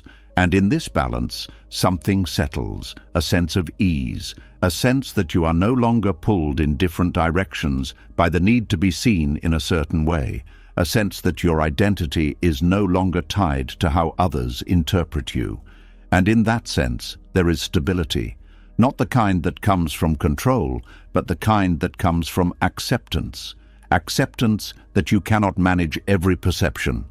Acceptance that you will not be understood by everyone. Acceptance that your path may look different from what others expect. And once this acceptance is in place, something important happens. You stop hesitating in your growth. You stop holding back your changes just to maintain a certain image. You stop limiting yourself to what others can understand, because you realize that your life is not meant to be lived according to perception. It is meant to be lived according to truth. Your truth, not a fixed truth, not something that never changes, but a living understanding that evolves with you. And as that truth evolves, your actions evolve with it. Your choices, your boundaries, your direction, all begin to reflect something deeper, something that is not dependent on how it looks from the outside. And this is where detachment becomes complete in a new way.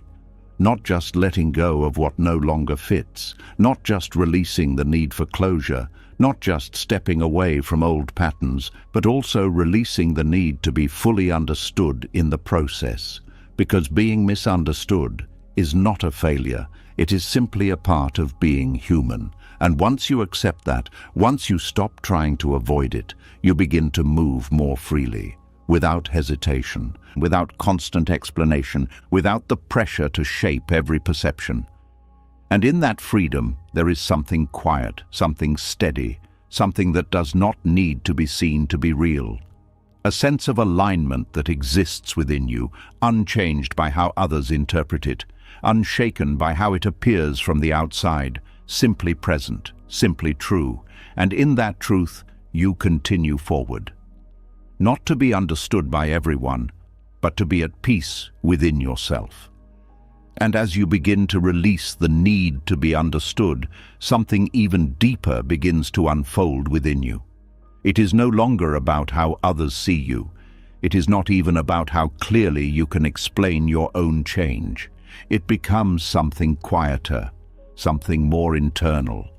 A shift that happens before you can fully describe it, before you can even make sense of it. Because sometimes the letting go does not begin in the mind. It begins somewhere deeper. There are moments in life when something ends within you before you can explain why. The connection that once felt strong begins to loosen. The attachment that once held you tightly begins to fade. The emotions that once pulled you towards something begin to quiet down, and when this happens, it can feel confusing because your mind has not caught up yet. Your thoughts are still searching for reasons, still trying to understand what changed, still looking for something to point to and say, "This is why." But the feeling is already gone, and this creates a strange space.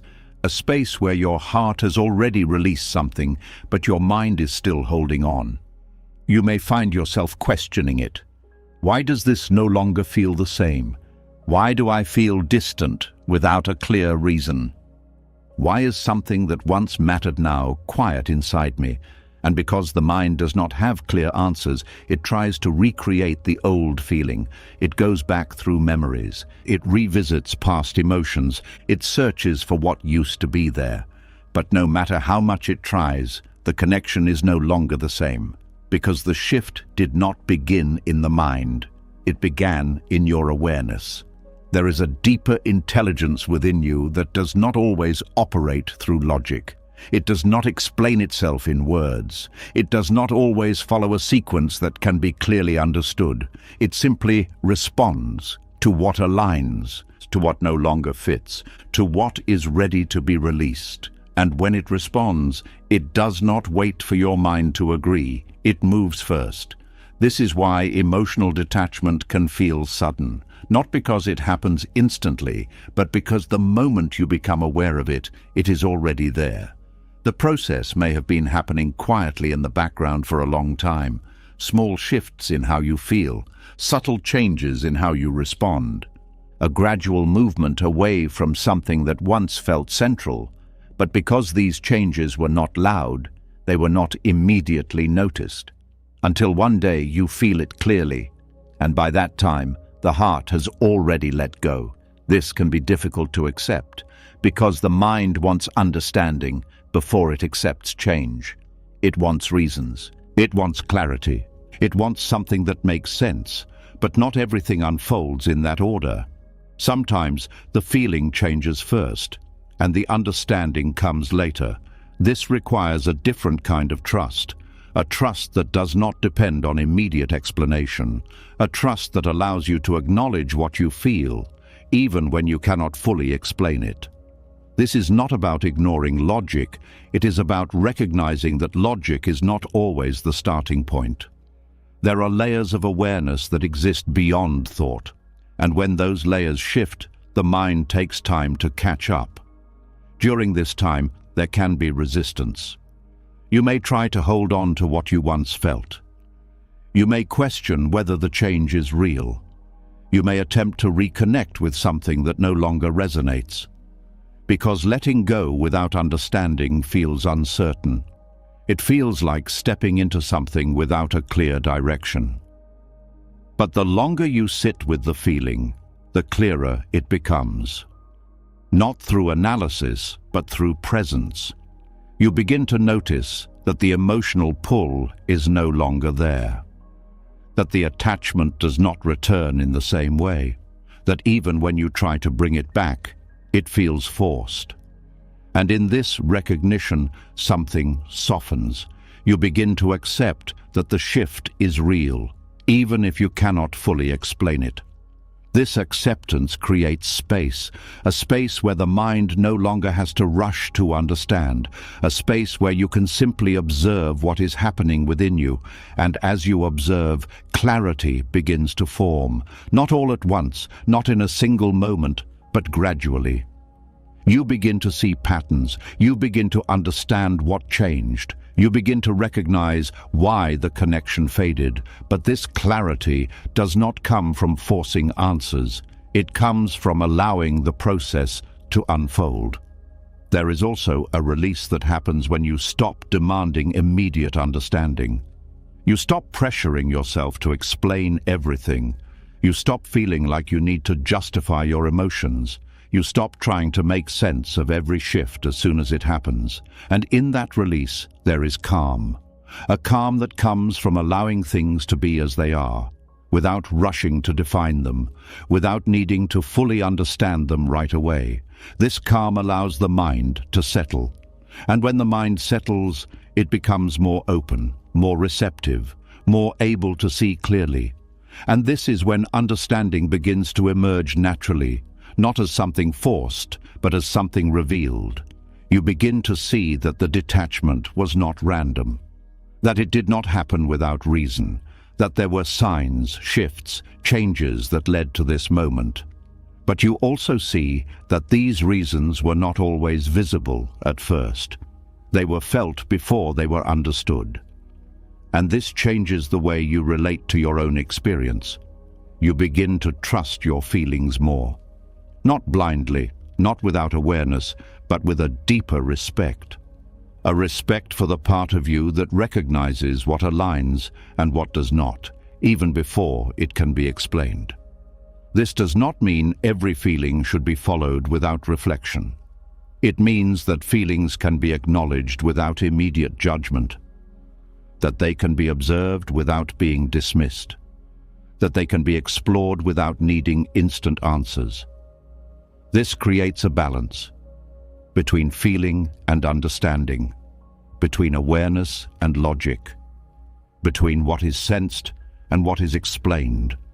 And in this balance, there is clarity, a clarity that does not rush, a clarity that unfolds in its own time, a clarity that respects the process instead of forcing it. There is also a deeper peace that comes from this, because you are no longer in conflict with yourself. You are no longer trying to force your mind to match your feelings immediately. You are no longer resisting the fact that something has changed. You are allowing both parts of yourself to move at their own pace. The heart releases when it is ready. The mind understands when it can, and neither needs to be rushed. This understanding brings a different kind of stability, not a rigid stability that depends on everything making sense right away, but a flexible one that allows for uncertainty. That allows for not knowing, that allows for change to happen before it is fully explained.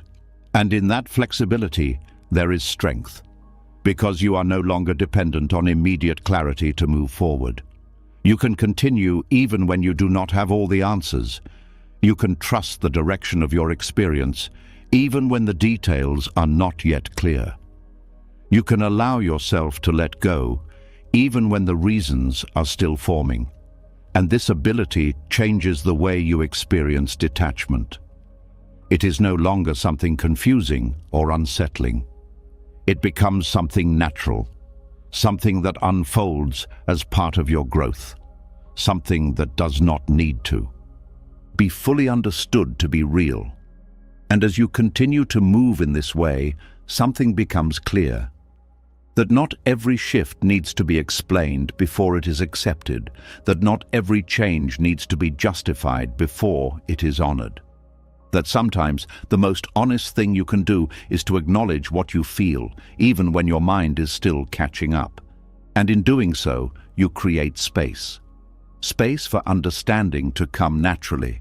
Space for clarity to develop without pressure.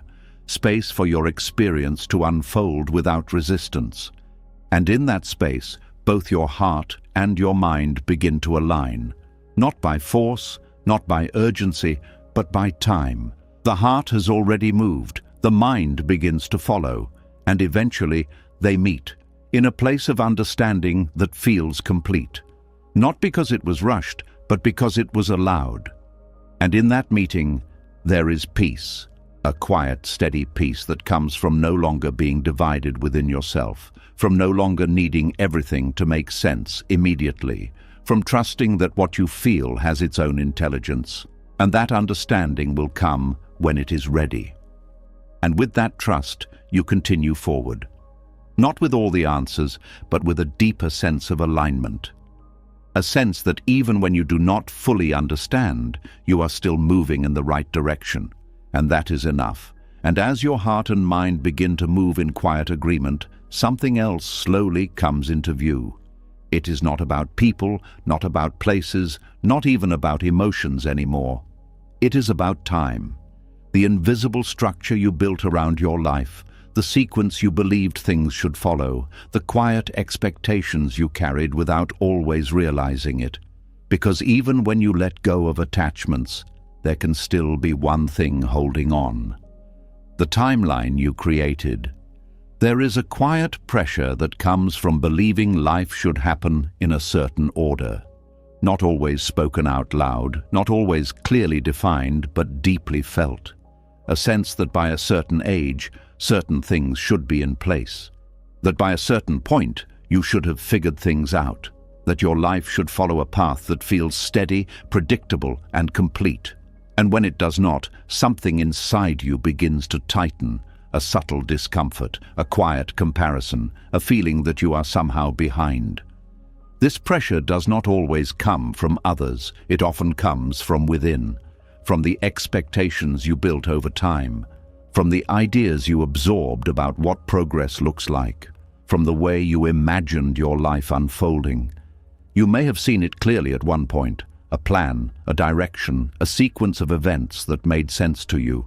This is when things will happen. This is how it will unfold. This is where I will be. And for a while, this structure can feel comforting. It gives you a sense of control. It creates the illusion that if you follow the right steps, everything will fall into place exactly as expected. But life does not always move in straight lines. It shifts. It changes direction. It unfolds in ways that are not always predictable. And when this happens, the timeline you created begins to feel heavy, not because it was wrong, but because it was limited.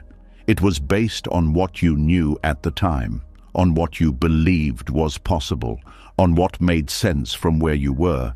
But as you grow, as your awareness expands, as your path begins to change, that timeline no longer fits.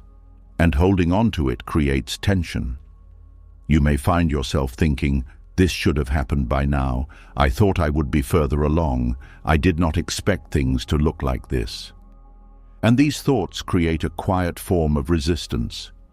Because instead of meeting life where it is, you are comparing it to where you thought it would be. This comparison pulls you out of the present. It places your attention on what is missing instead of what is here. It turns your experience into something that feels incomplete, even when it is unfolding exactly as it needs to.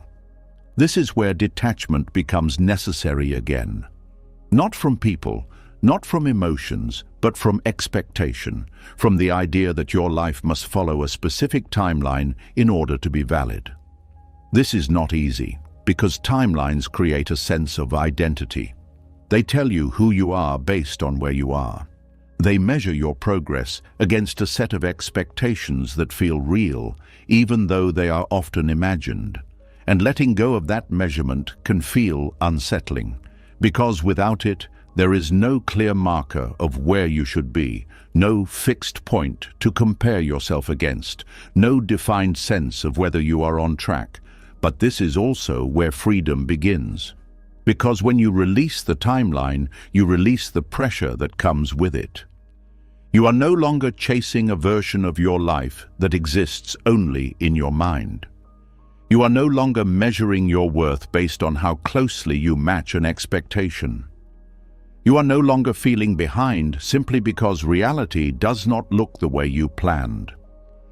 Instead, you begin to see life differently, not as something that must follow a sequence, but as something that unfolds in its own time, in its own way. You begin to notice that some of the most important shifts in your life did not happen when you expected them to. They happened unexpectedly. They came at moments you could not have planned. They unfolded in ways that did not match your original vision. And yet, they brought you exactly what you needed. This changes your perspective.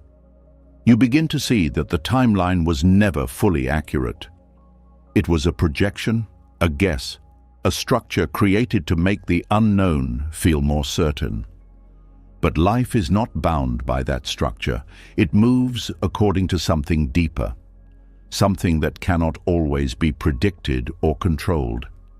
And when you begin to trust this, something softens. The urgency begins to fade. The need to rush disappears. The pressure to keep up dissolves.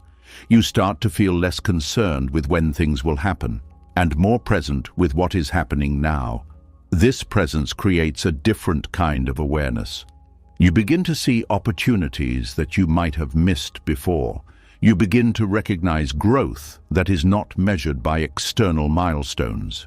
You begin to understand that your path is not behind or ahead. It is simply yours. There is also a release that comes with letting go of comparison, because timelines are often shaped by what you see around you, what others are doing, where others seem to be. And this creates an invisible standard, a sense that you should be at a similar point, that your life should look a certain way by now.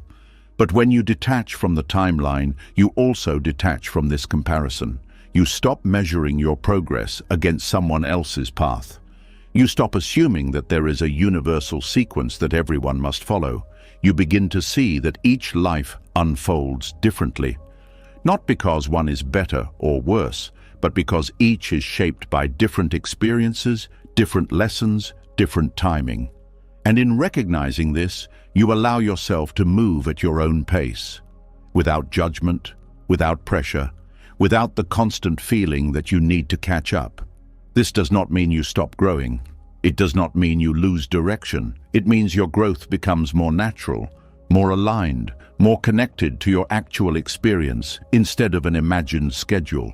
You still move forward, you still evolve, but you do it without the weight of expectation. And this makes the process feel lighter, more open, more real. There is also a deeper trust that develops here. A trust that your life is not delayed, that things are not late, that what is meant to unfold will do so at the right time. Not according to your timeline, but according to a timing that you may not fully understand. This trust is not passive. It does not mean you stop taking action. It means your actions are no longer driven by urgency or fear. They are guided by clarity, by presence, by an understanding that forcing things to happen at a specific time does not always lead to the right outcome. And as you begin to live in this way, something changes. You feel less rushed, less anxious, less concerned with where you should be. You feel more grounded in where you are. And from that place, your decisions become clearer, because they are not based on pressure, they are based on alignment. You choose what feels right, not what fits a timeline. You move when it feels natural, not when you think you are supposed to. You allow your life to unfold instead of trying to force it into a predetermined shape. And in this allowing, there is peace. A quiet, steady peace that comes from no longer being in conflict with time, from no longer feeling like you are falling behind, from no longer measuring your life against something that was never fixed to begin with. This peace does not come from everything being certain. It comes from accepting uncertainty, from understanding that not everything can be planned, that not everything will happen when you expect it to, and that this does not mean something is wrong. It simply means life is moving in its own way. And when you begin to accept this fully, something shifts within you. You stop resisting where you are. You stop wishing things were different. You stop holding on to a version of your life that no longer fits. And instead you begin to engage with what is present, with what is real, with what is unfolding right now. And in that engagement, there is a different kind of progress. Not the kind that is measured by time, but the kind that is felt through growth, through awareness, through the quiet changes that shape who you are becoming. And when you look back, you begin to see something clearly. That even though your life did not follow the timeline you created, it still brought you exactly where you needed to be. Not in the way you expected, but in a way that makes sense when you allow yourself to see it. And in that understanding, there is a release from the need to control when things happen, a release from the belief that there is a right or wrong time, a release from the pressure to match an expectation that was never fixed. And in that release there is space to move freely, space to grow naturally, space to experience life without constantly measuring it. And in that space, something becomes clear, that your life is not late, it is not behind. It is not out of order. It is simply unfolding. And when you trust that unfolding, you begin to move with it instead of against it. And in that movement, there is a quiet kind of peace, not forced, not created, but revealed, as something that was always there once you stopped trying to control the timing of everything around you. And as the grip of time begins to loosen, something even more subtle begins to reveal itself. It is not about when things happen, but about why you hold on to certain roles, not because you have to, but because they quietly define how you see yourself. And when the pressure of timelines fades, what remains is a deeper question. Who are you when no one needs you? There is a quiet satisfaction in being needed. It does not always announce itself. It does not always feel like something you are holding on to. It can feel natural, even good. Being the one people rely on, the one who shows up, the one who fixes, supports, carries, listens. It creates a sense of purpose, a sense that you matter, because your presence fills a space. Your actions solve a problem. Your energy becomes something others depend on. And over time, this role begins to shape your identity. Not in a loud way, but in a steady, consistent way. You begin to see yourself through what you provide, through how much you give, through how much you are needed. And without realizing it, something forms, a quiet attachment, not just to people, but to the feeling of being necessary. At first, it feels like connection. It feels like care. It feels like being involved in something meaningful. But underneath that, there is something more subtle, a reliance, because when you are needed, you feel certain of your place. You know where you stand. You know how you contribute. You know how you are seen. And that certainty can become something you hold on to. You may not notice it while everything is stable, while people continue to rely on you, while your role remains unchanged. But the moment that need begins to shift, something inside you reacts. When someone no longer depends on you in the same way, when your presence is no longer required as it once was, when the role you carried begins to fade, there is a feeling that arises, a subtle discomfort, a quiet emptiness, and sometimes a question. If I am no longer needed in this way, then who am I here? This is where the attachment becomes visible, because the discomfort is not about losing people, it is about losing the identity that came from being needed. This can lead to patterns that are difficult to see. You may find yourself holding on to roles longer than they naturally last, continuing to give even when it feels draining, stepping in where you are no longer required. Not because it is necessary, but because it maintains a sense of self. There is also a tendency to anticipate needs, to stay one step ahead, to remain indispensable, to make sure your presence is always required. Because if you are always needed, you never have to face the question of who you are without that role. But this creates a quiet form of dependency, not from others, but within yourself. Your sense of value becomes tied to how much others rely on you. And this can be exhausting because it places your identity outside of you, in the needs of others, in the expectations of others, in the roles you fulfill. And when those things change, your sense of self feels unstable. This is why detachment here is important, not from caring, not from supporting, not from being present in the lives of others, but from needing to be needed. There is a difference. Caring comes from a place of openness. It flows naturally, without expectation, without attachment to outcome. Being needed often comes with a hidden condition, that your value is confirmed through your usefulness. And when you begin to see this clearly, something shifts. You start to question your motivations, not with judgment, but with awareness. Am I doing this because it feels right, or because it keeps me in a certain role? Am I giving from a place of fullness, or from a place of needing to feel necessary? Am I present because I choose to be, or because I fear what happens if I am not?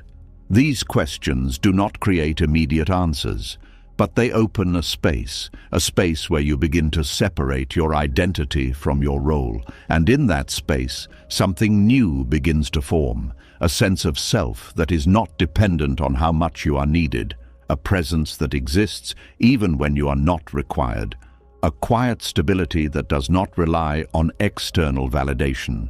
This can feel unfamiliar at first, because when you stop attaching yourself to being needed, there is a gap. A space where the old identity no longer holds, but the new one has not fully settled. And in that space, there can be discomfort, a feeling of not knowing where you fit. a sense of stepping back without a clear role to replace it. But this space is not empty, it is open. Open for something more authentic to emerge. You begin to discover parts of yourself that were not defined by what you provide. Parts of yourself that exist independently of how others depend on you, your interests, your thoughts, your presence without function. And this discovery is important because it shifts your relationship with others. You are no longer showing up to maintain a role.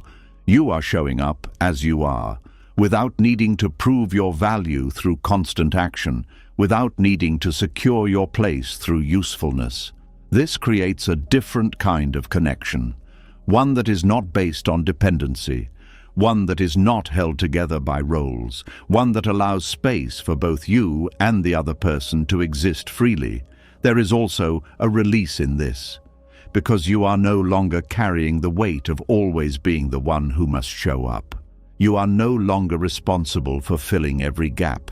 You are no longer tied to the expectation of always being needed. And in that release, there is energy that was previously used to maintain a certain identity, energy that can now be directed inward, toward your own growth, toward your own awareness, toward your own sense of being. This does not make you less caring. It makes your care more genuine, because it is no longer driven by the need to be necessary. It is driven by choice. You give when it feels right. You step in when it aligns. You support without losing yourself in the process. And this balance is important because it allows you to remain connected without becoming dependent on that connection. It allows you to be present without needing to be central. It allows you to care without attaching your identity to that care. There is also a deeper understanding that forms, that people do not need you in order for you to have value, that your presence is not defined by your usefulness, that who you are exists beyond what you do for others. And this understanding changes everything, because it removes the pressure to constantly prove your worth. It allows you to exist without needing to justify your place. It creates a sense of peace that is not tied to external roles. And in that peace, something settles.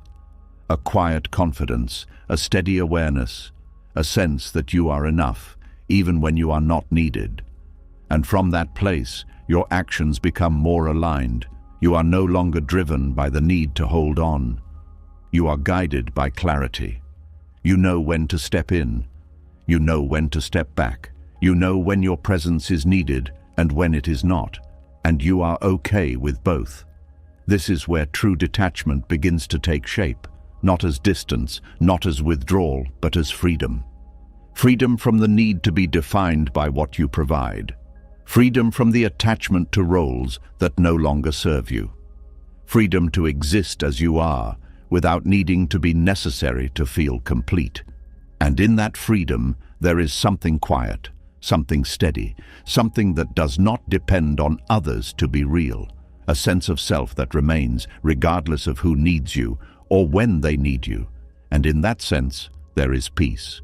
Not because you are no longer involved in the lives of others, but because your involvement no longer defines you. You are no longer holding on to being needed. You are simply present. And that presence is enough. And as you begin to stand in that quiet place where your value is no longer tied to being needed, something else begins to reveal itself. Even when the roles fall away, even when the attachments loosen, there can still be something holding the past in place. Not outside of you, not in people or situations, but within your own mind. A voice that keeps returning to what has already happened, a quiet replay that never fully ends. There is a part of the mind that does not like unfinished stories. It goes back again and again to moments that are already gone. Conversations that ended, decisions that were made, situations that cannot be changed. And it does not just remember them, it reshapes them, replays them, reimagines them. It asks questions that no longer have answers. What if I had said something different? What if I had seen it earlier? What if I had chosen another path? And each time it does this, it creates the illusion that the past is still active, as if something is still open, as if something still needs to be resolved. This is how attachment continues, even after everything else has ended. Not through the situation itself, but through the story the mind keeps telling about it. This inner narrator can feel familiar. It feels like reflection. It feels like thinking things through. It feels like trying to understand. But there is a difference between understanding and looping. Understanding moves forward. Looping stays in the same place. It circles the same moments without reaching a clear end. It revisits the same scenes without creating new insight. It keeps the emotional charge alive, even when the event itself is long gone. And this is where the weight remains, not in what happened, but in how often it is replayed. The more the mind returns to something, the more real it feels in the present, even if it no longer exists. You may notice how certain memories carry the same emotion each time they arise, the same tension, the same regret, the same pull, as if time has not passed at all. This is not because the event is still happening, it is because the mind is still holding it. And it does this for a reason. The mind believes that by replaying something, it can find closure, that by going over it enough times, it will finally understand, that by analyzing every detail, it will reach a point where everything makes sense. But this rarely happens, because the past does not change with repetition. It remains as it was. And the more you try to solve it from the present, the more you stay connected to it. This is where detachment becomes internal, not from people, not from situations, but from the narrative itself, from the voice that keeps bringing you back. Letting go of this narrator does not mean you forget. It does not mean you lose your memories. It means you change your relationship with them. Instead of being pulled into them, you begin to observe them. You notice when the mind starts to replay something. You become aware of the pattern, not to stop it immediately, not to force it away, but to see it clearly. And in seeing it, something shifts. The automatic pull begins to weaken. Because you are no longer fully inside the story, you are aware of it. This awareness creates space. A space between you and the thought. A space where you can choose whether to continue the loop or let it pass. At first, this space may feel small. The thoughts may still feel strong. The urge to follow them may still be present. But the more you notice, the more that space grows. And in that space, there is a different kind of control, not control over the past, but control over your attention. You begin to see that the power of the loop is not in the memory itself. It is in how much attention it receives. Each time you follow the thought, it strengthens. Each time you step back, it softens. This is not about suppressing thoughts. It is about not feeding them. There is also a deeper understanding that begins to form. That not everything needs to be resolved in the way the mind wants. Some things do not have clear answers. Some moments cannot be fully explained. Some experiences are meant to be felt and then released, not endlessly analyzed. And accepting this changes the way you engage with your own mind. You stop demanding that every thought leads somewhere. You stop expecting every memory to provide closure. You allow some things to remain as they are, incomplete but not unresolved, because resolution does not always come from understanding every detail. Sometimes it comes from no longer needing to. There is a quiet relief in this, a release from the pressure to figure everything out, a release from the need to keep returning to the same place, a release from the belief that clarity must come from repetition, and in that release, the mind begins to settle. The loops become less frequent. The intensity begins to fade. The past starts to feel like something that has already happened, not something that is still active. This does not mean the memories disappear. They remain. But they lose their hold. They no longer pull you in with the same force. They no longer carry the same weight. They become part of your experience, not something that defines your present. There is also a shift in how you relate to time. The mind often brings the past into the present through these loops. It blurs the line between what is happening now and what has already happened. But when you step out of the narrative, that line becomes clearer. You begin to see that the present is separate, that what you are experiencing now is not the same as what happened before. And this clarity creates a different kind of presence. You are no longer split between past and present. You are here, fully, without being pulled back. This presence is not something you force. It is something that emerges when the loops quiet down, when the mind no longer needs to keep returning to the same place, when your attention is no longer tied to what has already ended. And in that presence, there is peace, not because everything has been explained, not because every question has been answered, but because you are no longer caught in the repetition. You are no longer living inside the story. You are simply aware of it. And that awareness changes everything, because it gives you a choice to stay in the loop or to step out, to continue replaying or to let the moment pass. And each time you choose to step out, even in a small way, something shifts. The attachment weakens, the weight lightens. The mind becomes quieter, not all at once, not completely, but gradually. And in that gradual change, you begin to feel something different, a sense of space within your own thoughts, a sense that not everything needs to be followed, a sense that you are not defined by the stories your mind tells. And from that space, a new way of being begins to form, one that is not tied to the past, one that is not controlled by mental repetition, one that allows you to move forward without carrying what has already been lived. This does not mean you stop learning from your experiences. It means you stop reliving them. It means you take what is needed and leave the rest. It means you allow the past to remain where it belongs, behind you. And as you continue to practice this, something becomes clear. That the mind will always create stories. That thoughts will always arise. But you do not have to follow all of them.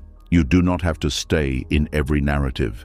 You do not have to keep replaying what has already ended. You can let it pass, not by force, not by resistance, but by awareness. And in that awareness, there is freedom. A quiet freedom, a steady freedom. A freedom that does not come from controlling the mind, but from no longer being controlled by it. And in that freedom, you begin to experience life differently. Not through the lens of the past, not through the repetition of old stories, but through the clarity of the present. And in that clarity, something settles, a stillness, a lightness, a sense that you are no longer carrying what you do not need. And that in itself is a form of peace. A peace that comes not from changing what has happened, but from changing your relationship with it. A peace that allows you to move forward, not because the past is gone, but because it no longer holds you in place. And as the noise of constant replay begins to fade, something unfamiliar starts to take its place. Not answers, not final explanations, but a quiet space where questions remain without urgency. A space that once felt uncomfortable, but now begins to feel different. Because when the mind stops chasing the past, it begins to face something it has always tried to avoid, not knowing. There is a deep discomfort in unanswered questions, a feeling that something is incomplete, that something is missing, that until you understand fully, you cannot rest. The mind searches for resolution, for clarity, for something solid it can hold on to. Why did it happen this way? Why did they act like that? Why did things change without warning? These questions can stay with you long after the moment has passed, not because they still matter in the same way, but because they were never answered in a way that satisfied the mind. And so the mind keeps reaching. It believes that if it finds the answer, everything will settle. That clarity will bring peace. That once it understands, it can finally let go. But what if peace does not come from answers? What if it comes from something else? There is a point where you begin to see that not every question will be resolved. Not every situation will make complete sense. Not every action will have a clear explanation. Not every ending will come with closure. And at first, this realization can feel unsettling because it removes the possibility of certainty. It leaves you in a space where things are open, undefined, unfinished. And the mind does not like this. It wants conclusions. It wants finality. It wants something that feels complete, but life does not always provide that. And when you begin to accept this, something begins to change. Instead of fighting the uncertainty, you start to sit with it, not as something to solve, but as something to experience. This is where a different kind of peace begins to form. A peace that is not based on knowing, but on allowing. Allowing questions to exist without needing immediate answers. Allowing uncertainty to be present without turning it into a problem. Allowing the unknown to remain open without trying to close it. This does not happen all at once. At first, there is still a pull toward resolution, a habit of wanting to understand, a tendency to return to the same questions. But as you continue to observe this pattern, something softens. You begin to notice that the urgency is not coming from the question itself. It is coming from your resistance to not knowing. And when that resistance begins to ease, the pressure fades. The question may still be there, but it no longer carries the same weight. It no longer feels like something that must be answered immediately. It becomes something that simply exists, without urgency, without tension, without the need to define it right away. This shift creates space, a space where your mind is no longer constantly searching, a space where your attention is no longer pulled in every direction, a space where you can rest, even without full clarity. And in that space, there is calm. Not the calm of having everything figured out, but the calm of not needing to. There is also a deeper trust that begins to develop here. A trust that understanding will come when it is ready, not when you force it, not when you demand it, but when the time is right. And sometimes that understanding may not come in the form you expect. It may not be a clear answer. It may not be a single realization. It may be a gradual shift in perspective, a quiet clarity that forms over time. Or it may be something even simpler, the realization that you no longer need the answer, that what once felt important has lost its hold, that the question itself no longer carries the same meaning. And when this happens, something becomes clear. That peace was never dependent on the answer. It was dependent on your relationship with the question. This changes everything, because it shows you that you can be at peace even when things are unresolved, that you can feel calm even when life is uncertain, that you do not need to close every loop in order to move forward. There is also a sense of freedom in this, because the need for constant resolution can be exhausting. It keeps your mind active, searching, analyzing, trying to make sense of everything. But when you release that need, your energy shifts. You are no longer caught in endless thinking. You are no longer trying to solve what may not need to be solved. You are simply present with what is. This presence is powerful because it allows you to experience life without constantly trying to define it, to move through moments without needing to label them, to feel without needing to fully understand. And in that experience, there is depth, a deeper connection to the present, a deeper awareness of what is actually happening now, instead of being pulled into what is missing. There is also a quiet acceptance that begins to form, not as resignation, not as giving up, but as understanding.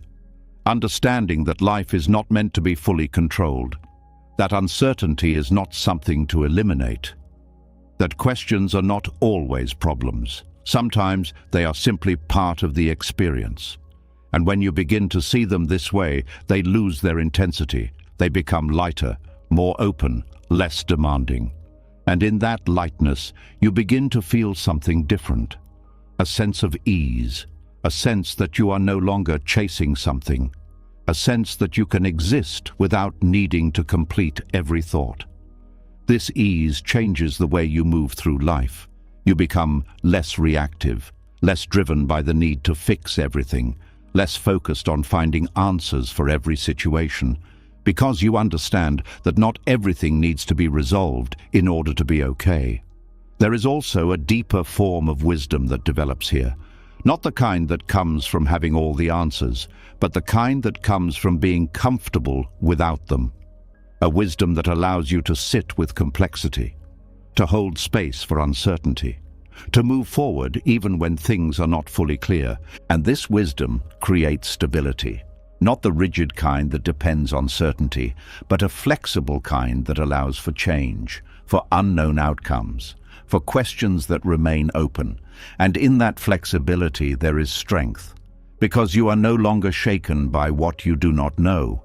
You are no longer unsettled by what you cannot explain. You are grounded even in uncertainty. There is also a quiet shift in how you relate to life itself. You begin to see that not everything is meant to be understood immediately, that some things unfold slowly, that some answers reveal themselves over time, and that forcing clarity too soon can sometimes take you away from what is actually happening.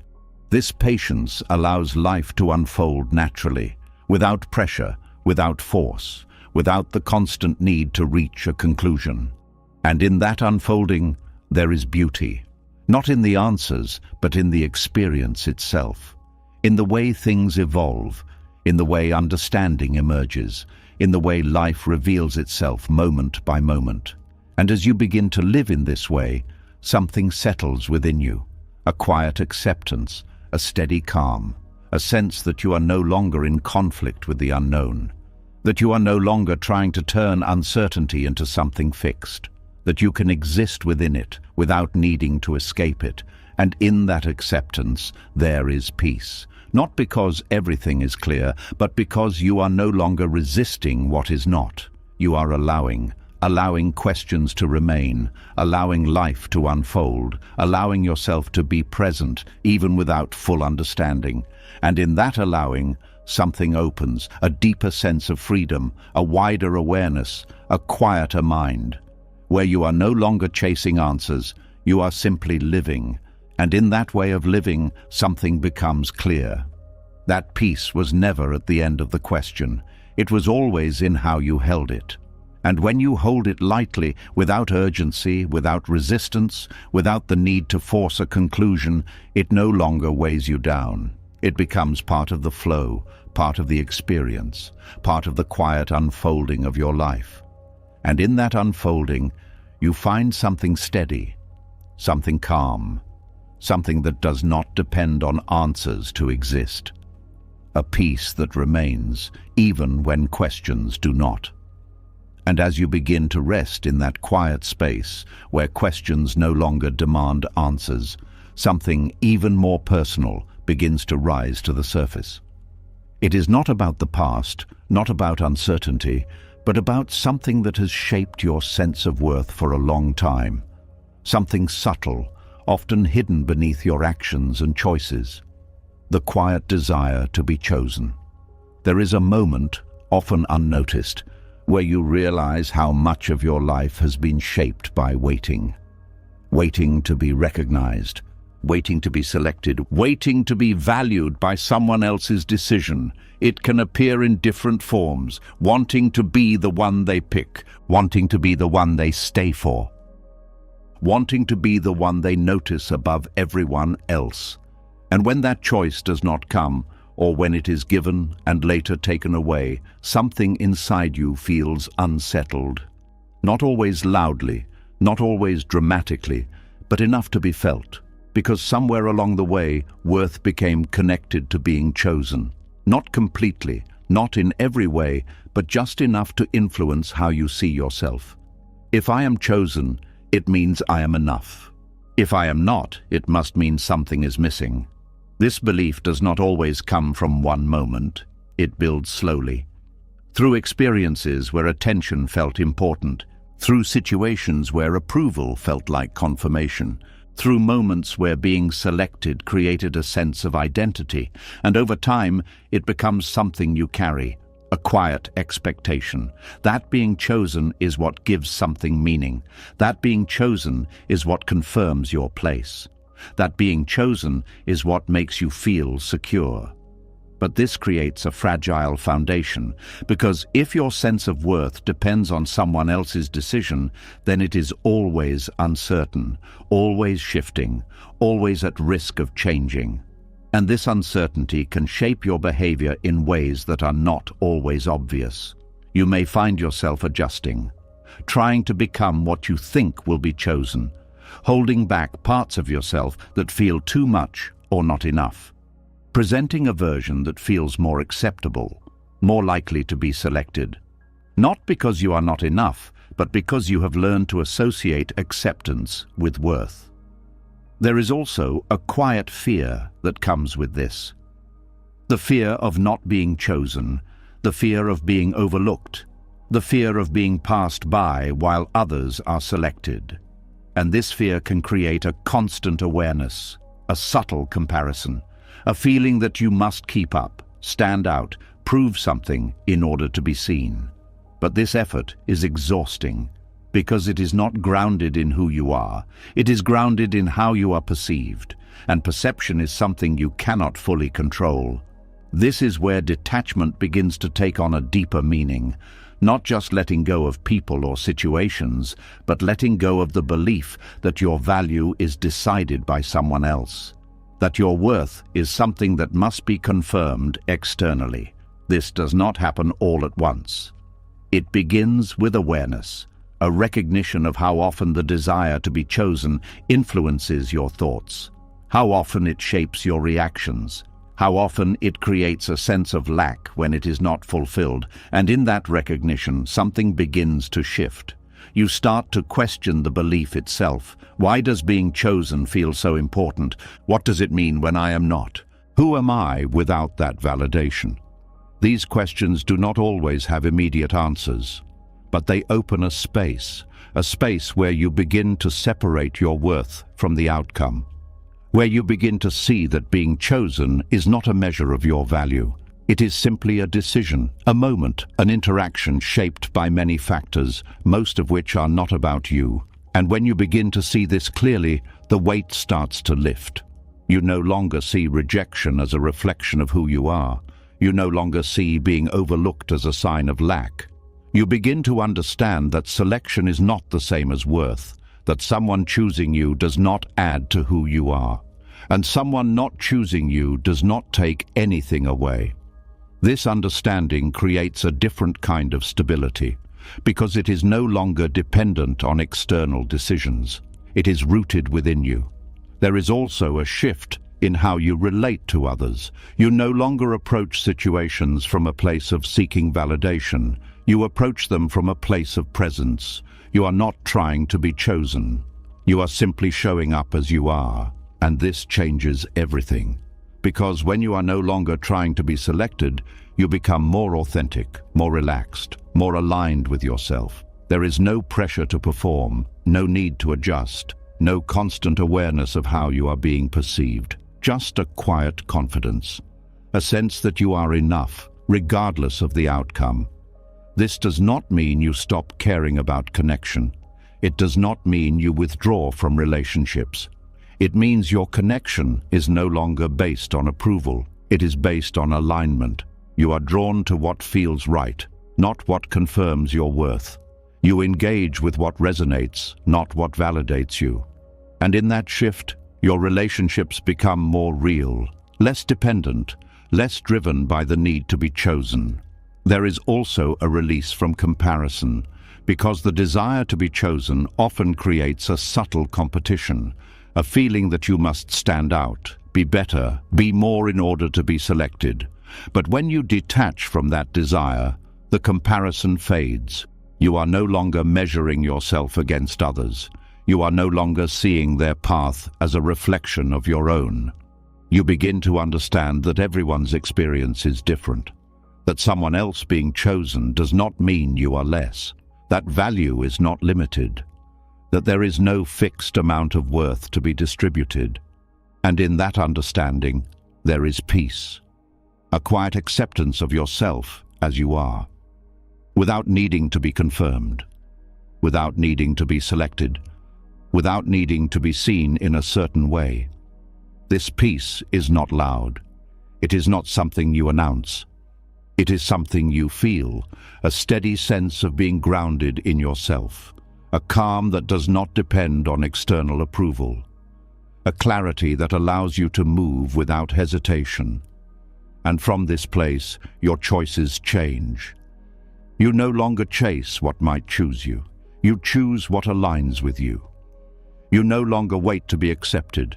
You accept yourself. You no longer define your worth through someone else's decision. You define it through your own awareness. This is where true detachment happens, not as rejection of others, not as distance from connection, but as freedom from the need to be validated.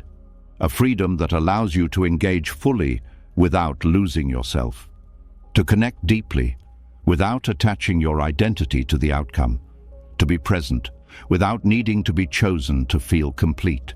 And in that freedom, something settles, a sense of enoughness, not as an idea, not as something you tell yourself, but as something you feel, a quiet knowing that you are already whole, that your value does not begin when someone chooses you, and it does not end when they do not.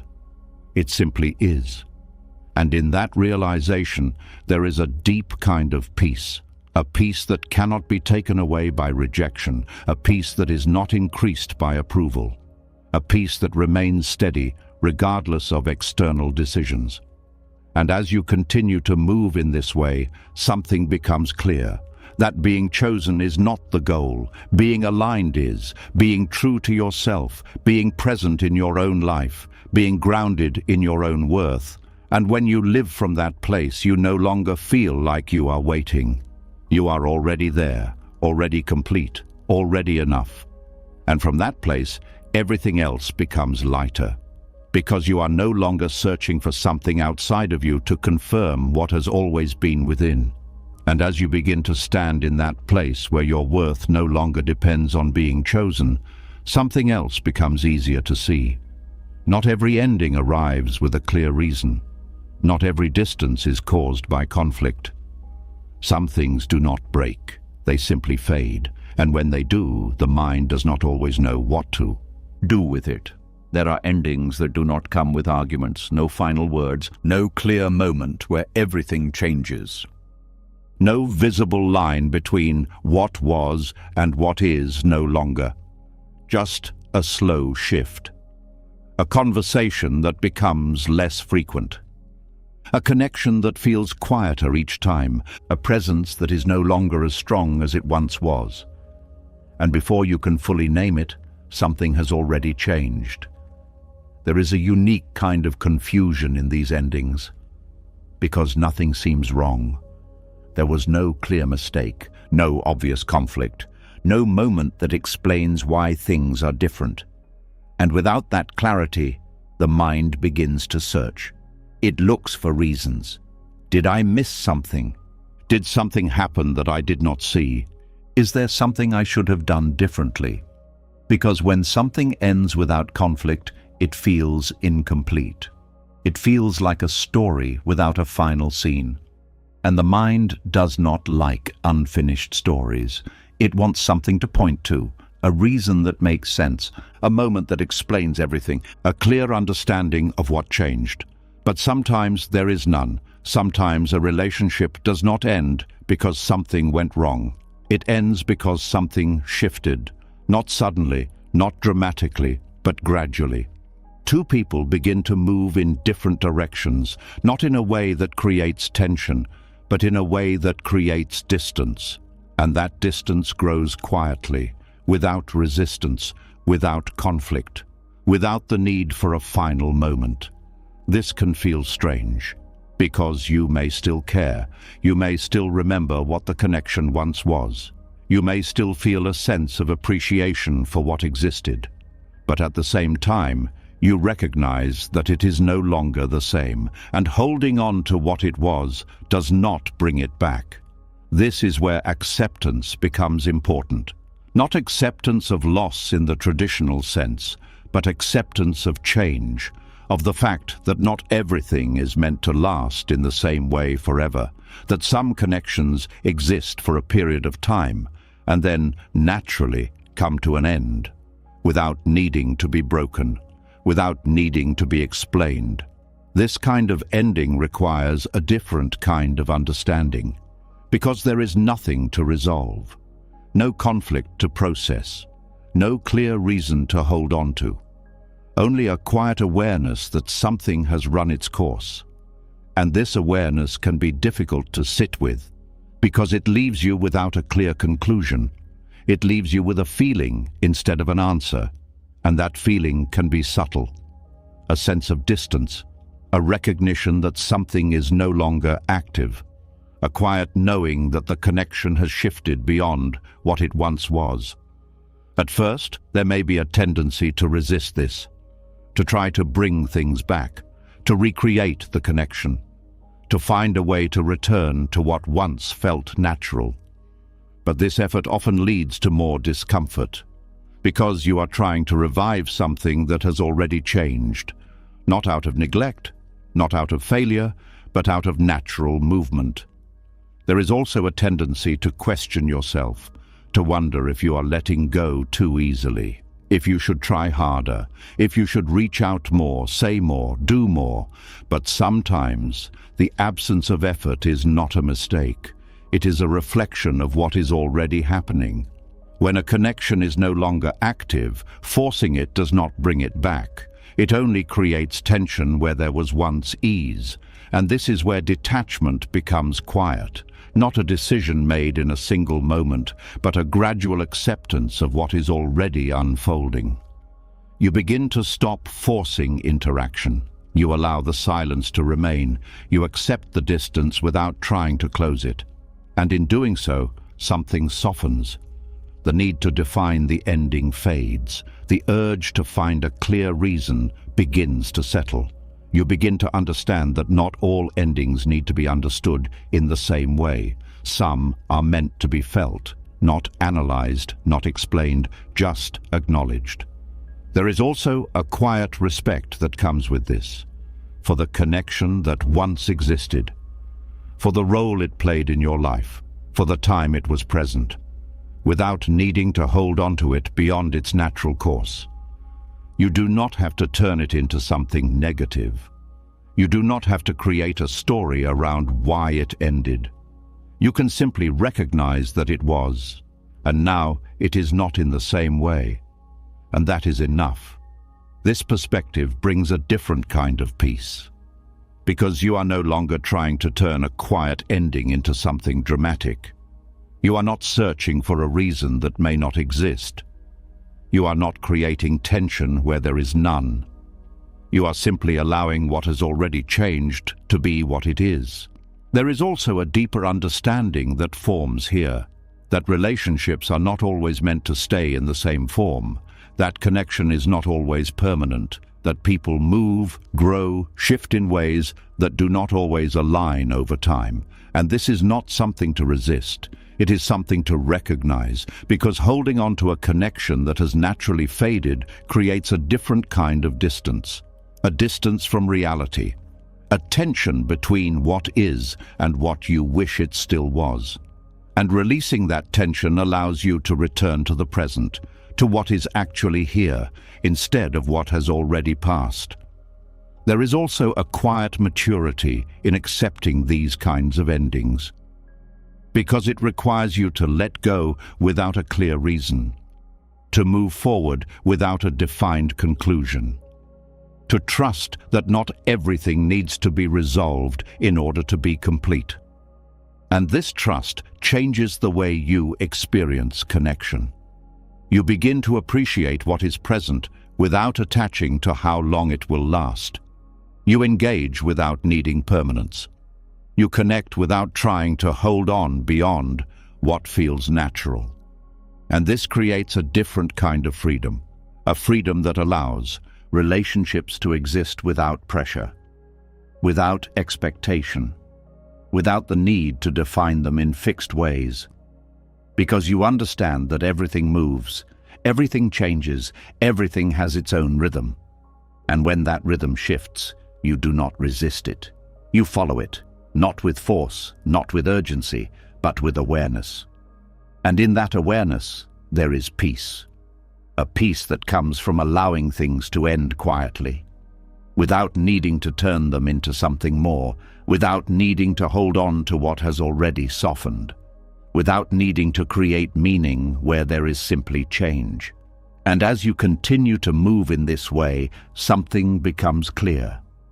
That not all endings are losses, some are completions, not loud, not dramatic, but complete in their own way. A chapter that closes without needing a final sentence. A connection that fades without needing to be broken. A presence that shifts without needing to disappear completely. And in recognizing this, you begin to feel something different. A sense of ease. A sense that you are no longer in conflict with what is changing. A sense that you can allow things to move without needing to control how they end. And in that allowing, there is a quiet kind of peace. Not created, not forced, but revealed, in the space where you stop trying to define every ending, and simply let it be what it is. A quiet transition, a gentle shift, a natural completion. And in that completion, you continue forward, not carrying the weight of what has already ended, but moving with the lightness of what has been released. And as those quiet endings settle, as connections fade without noise and stories close without a final scene, something begins to open in their place. At first, it may not feel like something new. It may not feel like relief. It can feel like something has been taken away, leaving behind a space that feels unfamiliar. A space that once was filled. A space that now feels empty. And the mind, not used to this kind of stillness, begins to question it. When everything slows down, something unexpected appears. Not chaos, not confusion, but silence. A kind of emotional quiet that feels different from anything before. The noise that once filled your inner world, the constant pull of attachments, the weight of unresolved thoughts, the presence of connections that demanded your attention, all begin to fall away. And what remains is space. At first, this space can feel uncomfortable because it is unfamiliar.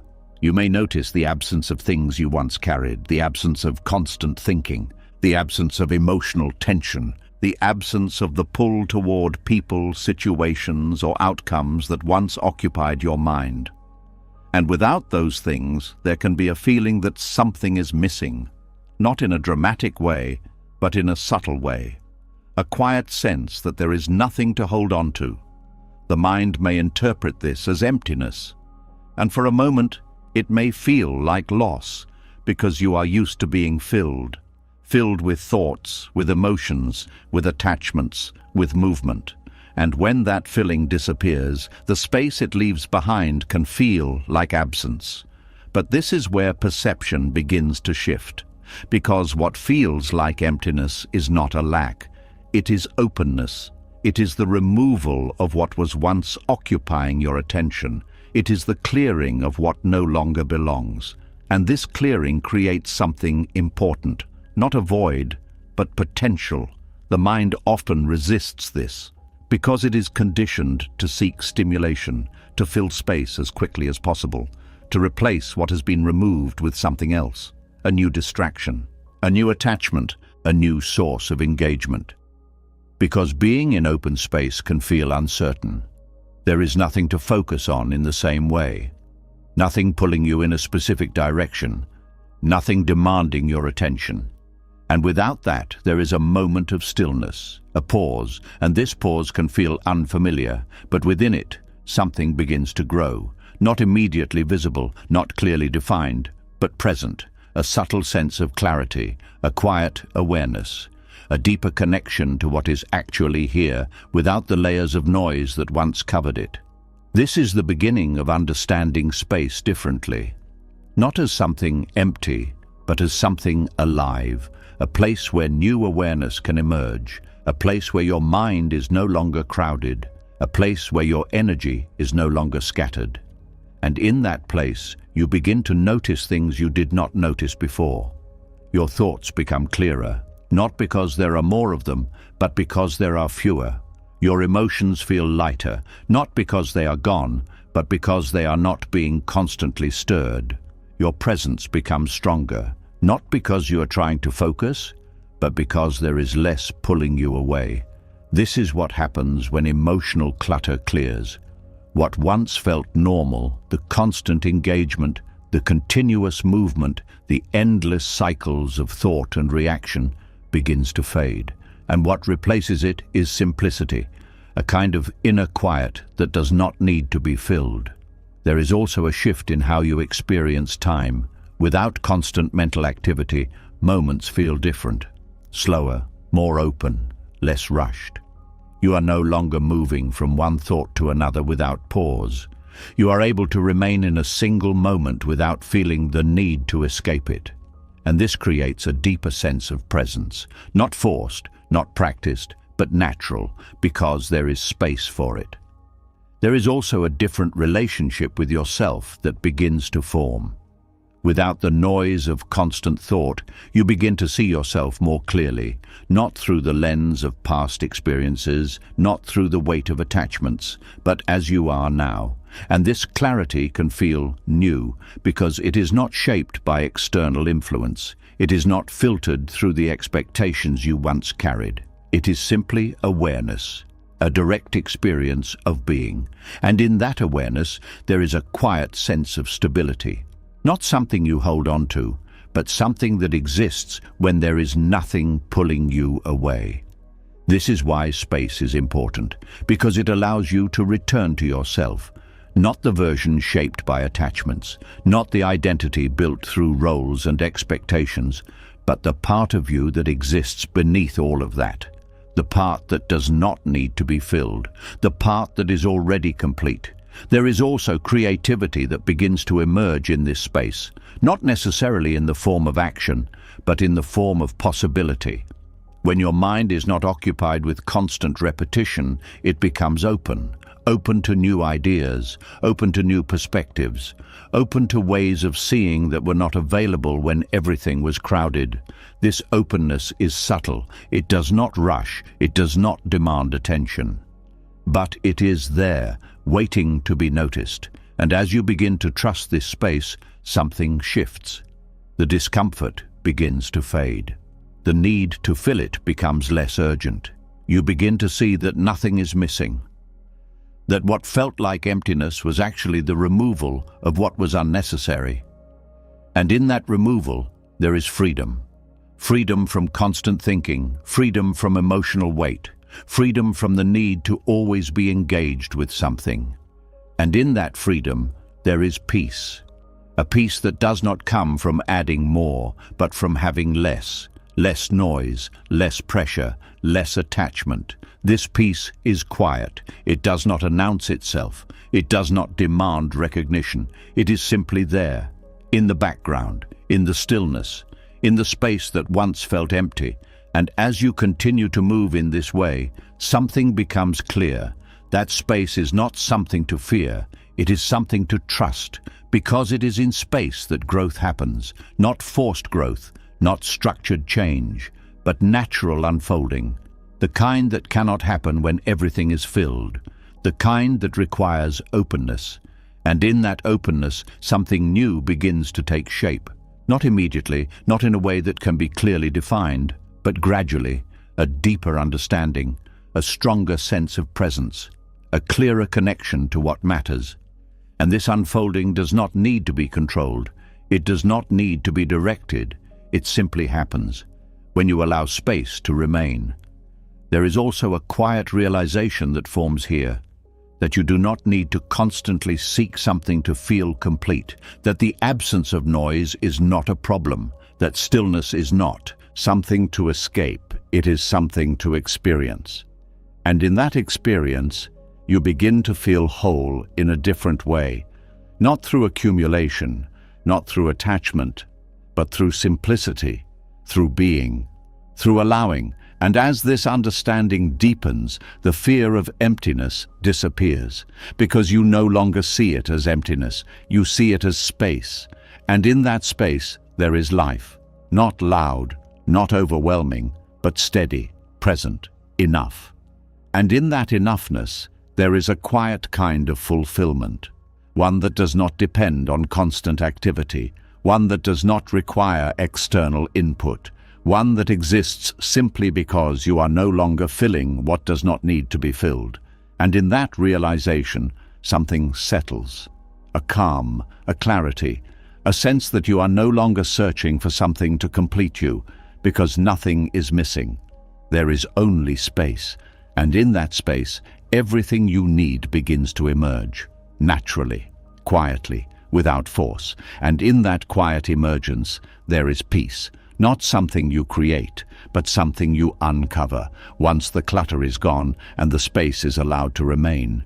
And as that space becomes familiar, as the silence no longer feels like something to escape, another pattern begins to reveal itself. Even in the quiet, even in the openness, there can still be a subtle urge moving beneath the surface, a quiet impulse to step in, to adjust, to repair what does not feel right. Because when the noise fades, what remains can feel imperfect, and the mind wants to fix it. There is a deep instinct within you to repair what feels broken, not always loudly, not always with urgency, but consistently. A quiet pull to make things better, to correct what seems off, to bring everything into a state that feels complete, stable, resolved. It can show up in many ways, trying to fix how someone feels, trying to correct every uncomfortable emotion within yourself, trying to adjust situations so they match your idea of how they should be. And underneath all of it, there is a belief that things must be fixed in order to be okay. That discomfort is a problem. That imperfection is something to be corrected. That anything that feels incomplete needs intervention. This belief is not always obvious.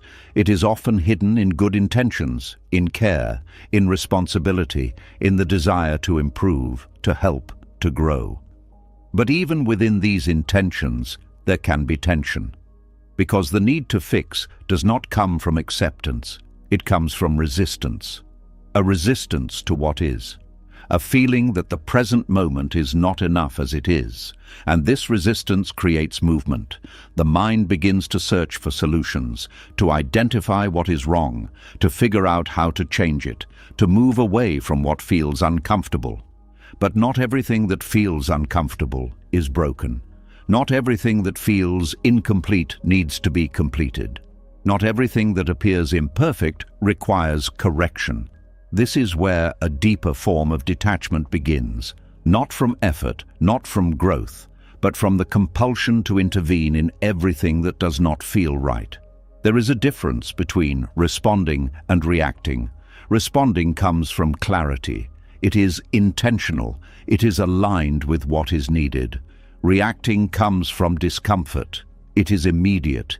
It is driven by the need to escape what feels wrong. The urge to fix often comes from reaction, from the inability to sit with imperfection, from the discomfort of allowing things to be as they are. This can be especially strong when it comes to your own emotions. When something within you feels unsettled, the mind quickly tries to change it, to distract, to analyze, to find a way out of the feeling, because staying with it feels difficult. But what if the feeling is not something to fix? What if it is something to experience, not forever, not as something you hold on to, but as something you allow to pass through, without immediate intervention? This changes the way you relate to yourself. You begin to notice your emotions without rushing to change them. You allow discomfort without labeling it as a problem. You sit with what arises without trying to force it into something else. And in that allowing, something shifts. The intensity begins to soften. The need to fix begins to fade. The feeling moves naturally without being held in place by resistance. This same pattern exists in how you relate to others. The desire to fix people, to help them change, to guide them toward what you believe is better. This can come from care, from wanting to support, from wanting to see them well. But it can also come from discomfort, from not being able to accept them as they are, from feeling that something about them needs to be different. And this creates tension, because people do not change when they are forced, they change when they are ready. And trying to fix them before that point often leads to frustration. Not because your intention is wrong, but because the timing is not aligned. This is where letting go becomes important, not of care, but of control, of the belief that you must be the one to create change, that you must be the one to fix what feels broken, because not everything is yours to fix. Some things need to unfold on their own. Some things need space, not intervention. Some things need acceptance, not correction. There is also a deeper layer to this. The idea that something being imperfect means it is not enough. This belief can shape how you see your life. You may feel that until everything is in order, you cannot rest. Until everything is resolved, you cannot feel at peace. Until everything is fixed, you cannot fully relax into the present. But this creates an endless cycle, because there will always be something that feels incomplete, something that could be improved, something that does not fully match your expectation. And if your peace depends on everything being fixed, it will always feel just out of reach. This is why acceptance is essential, not as giving up, not as ignoring what can be improved, but as recognizing that perfection is not required for peace, that things can be as they are and still be okay, that you can exist within imperfection without needing to change it immediately. This does not mean you stop growing. It does not mean you stop taking action. It means your actions come from clarity, not from discomfort, from intention, not from urgency, from understanding, not from resistance. You begin to act because it feels aligned, not because you feel pressured to fix something. And this changes the energy behind everything you do. There is less tension, less urgency, less force. There is more patience, more presence, more trust. Trust that not everything needs to be controlled, that not everything needs to be corrected, that life does not have to be perfect in order to be meaningful. There is also a quiet relief that comes with this. A release from the constant need to monitor, adjust, and improve every aspect of your experience. A sense that you can step back, that you can allow things to exist without constantly intervening. And in that stepping back, something becomes visible. That many things resolve themselves when they are not forced. That clarity often emerges when you stop trying to create it. That balance returns when you stop trying to control it. This is the natural movement of life. Not rigid, not fixed, but fluid. And when you align with that movement, you begin to feel more at ease. Less like you are managing everything. More like you are part of something that is already unfolding. There is also a deeper understanding of yourself that begins to form. You see that your need to fix was not wrong. It was a response, a way of trying to create stability, a way of trying to feel in control. But now, you no longer need that in the same way. Because you trust more. You trust the process. You trust your ability to respond when needed. You trust that not everything requires immediate action. And this trust creates a different kind of strength. Not the strength of control, but the strength of allowing, of knowing when to act and when to step back, of being able to sit with imperfection without being unsettled by it. And in that strength, there is peace, a quiet, steady peace that does not depend on everything being fixed. A peace that exists even when things are unclear, even when things are incomplete, even when things are not exactly as you would choose them to be. Because you are no longer resisting what is. You are allowing it. Not as something permanent, not as something you must accept forever, but as something that is here now, and that is enough. This is where the need to fix begins to dissolve. Not through force, not through effort, but through understanding, through seeing that not everything is broken, that not everything needs to be changed. That sometimes the most powerful thing you can do is nothing. Not out of neglect, but out of trust. And in that trust, you begin to move differently, more calmly, more clearly, more in tune with what is actually needed, instead of reacting to what feels uncomfortable. And as you continue to live in this way, something becomes clear. That peace does not come from fixing everything. It comes from no longer needing to.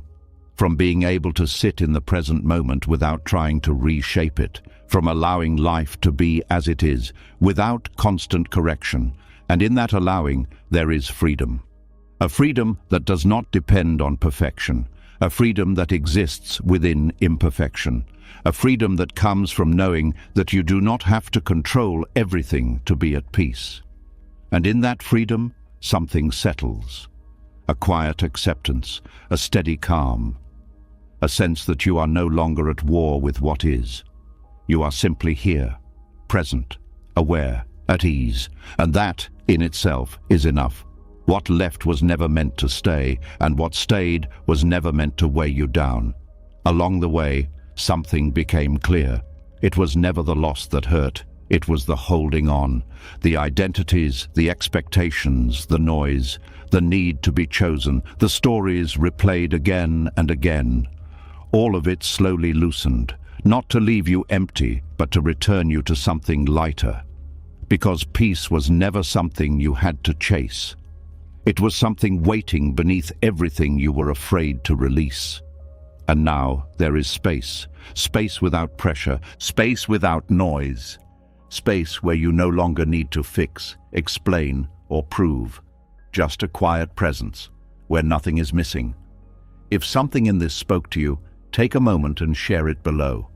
Not perfectly, not completely, just honestly.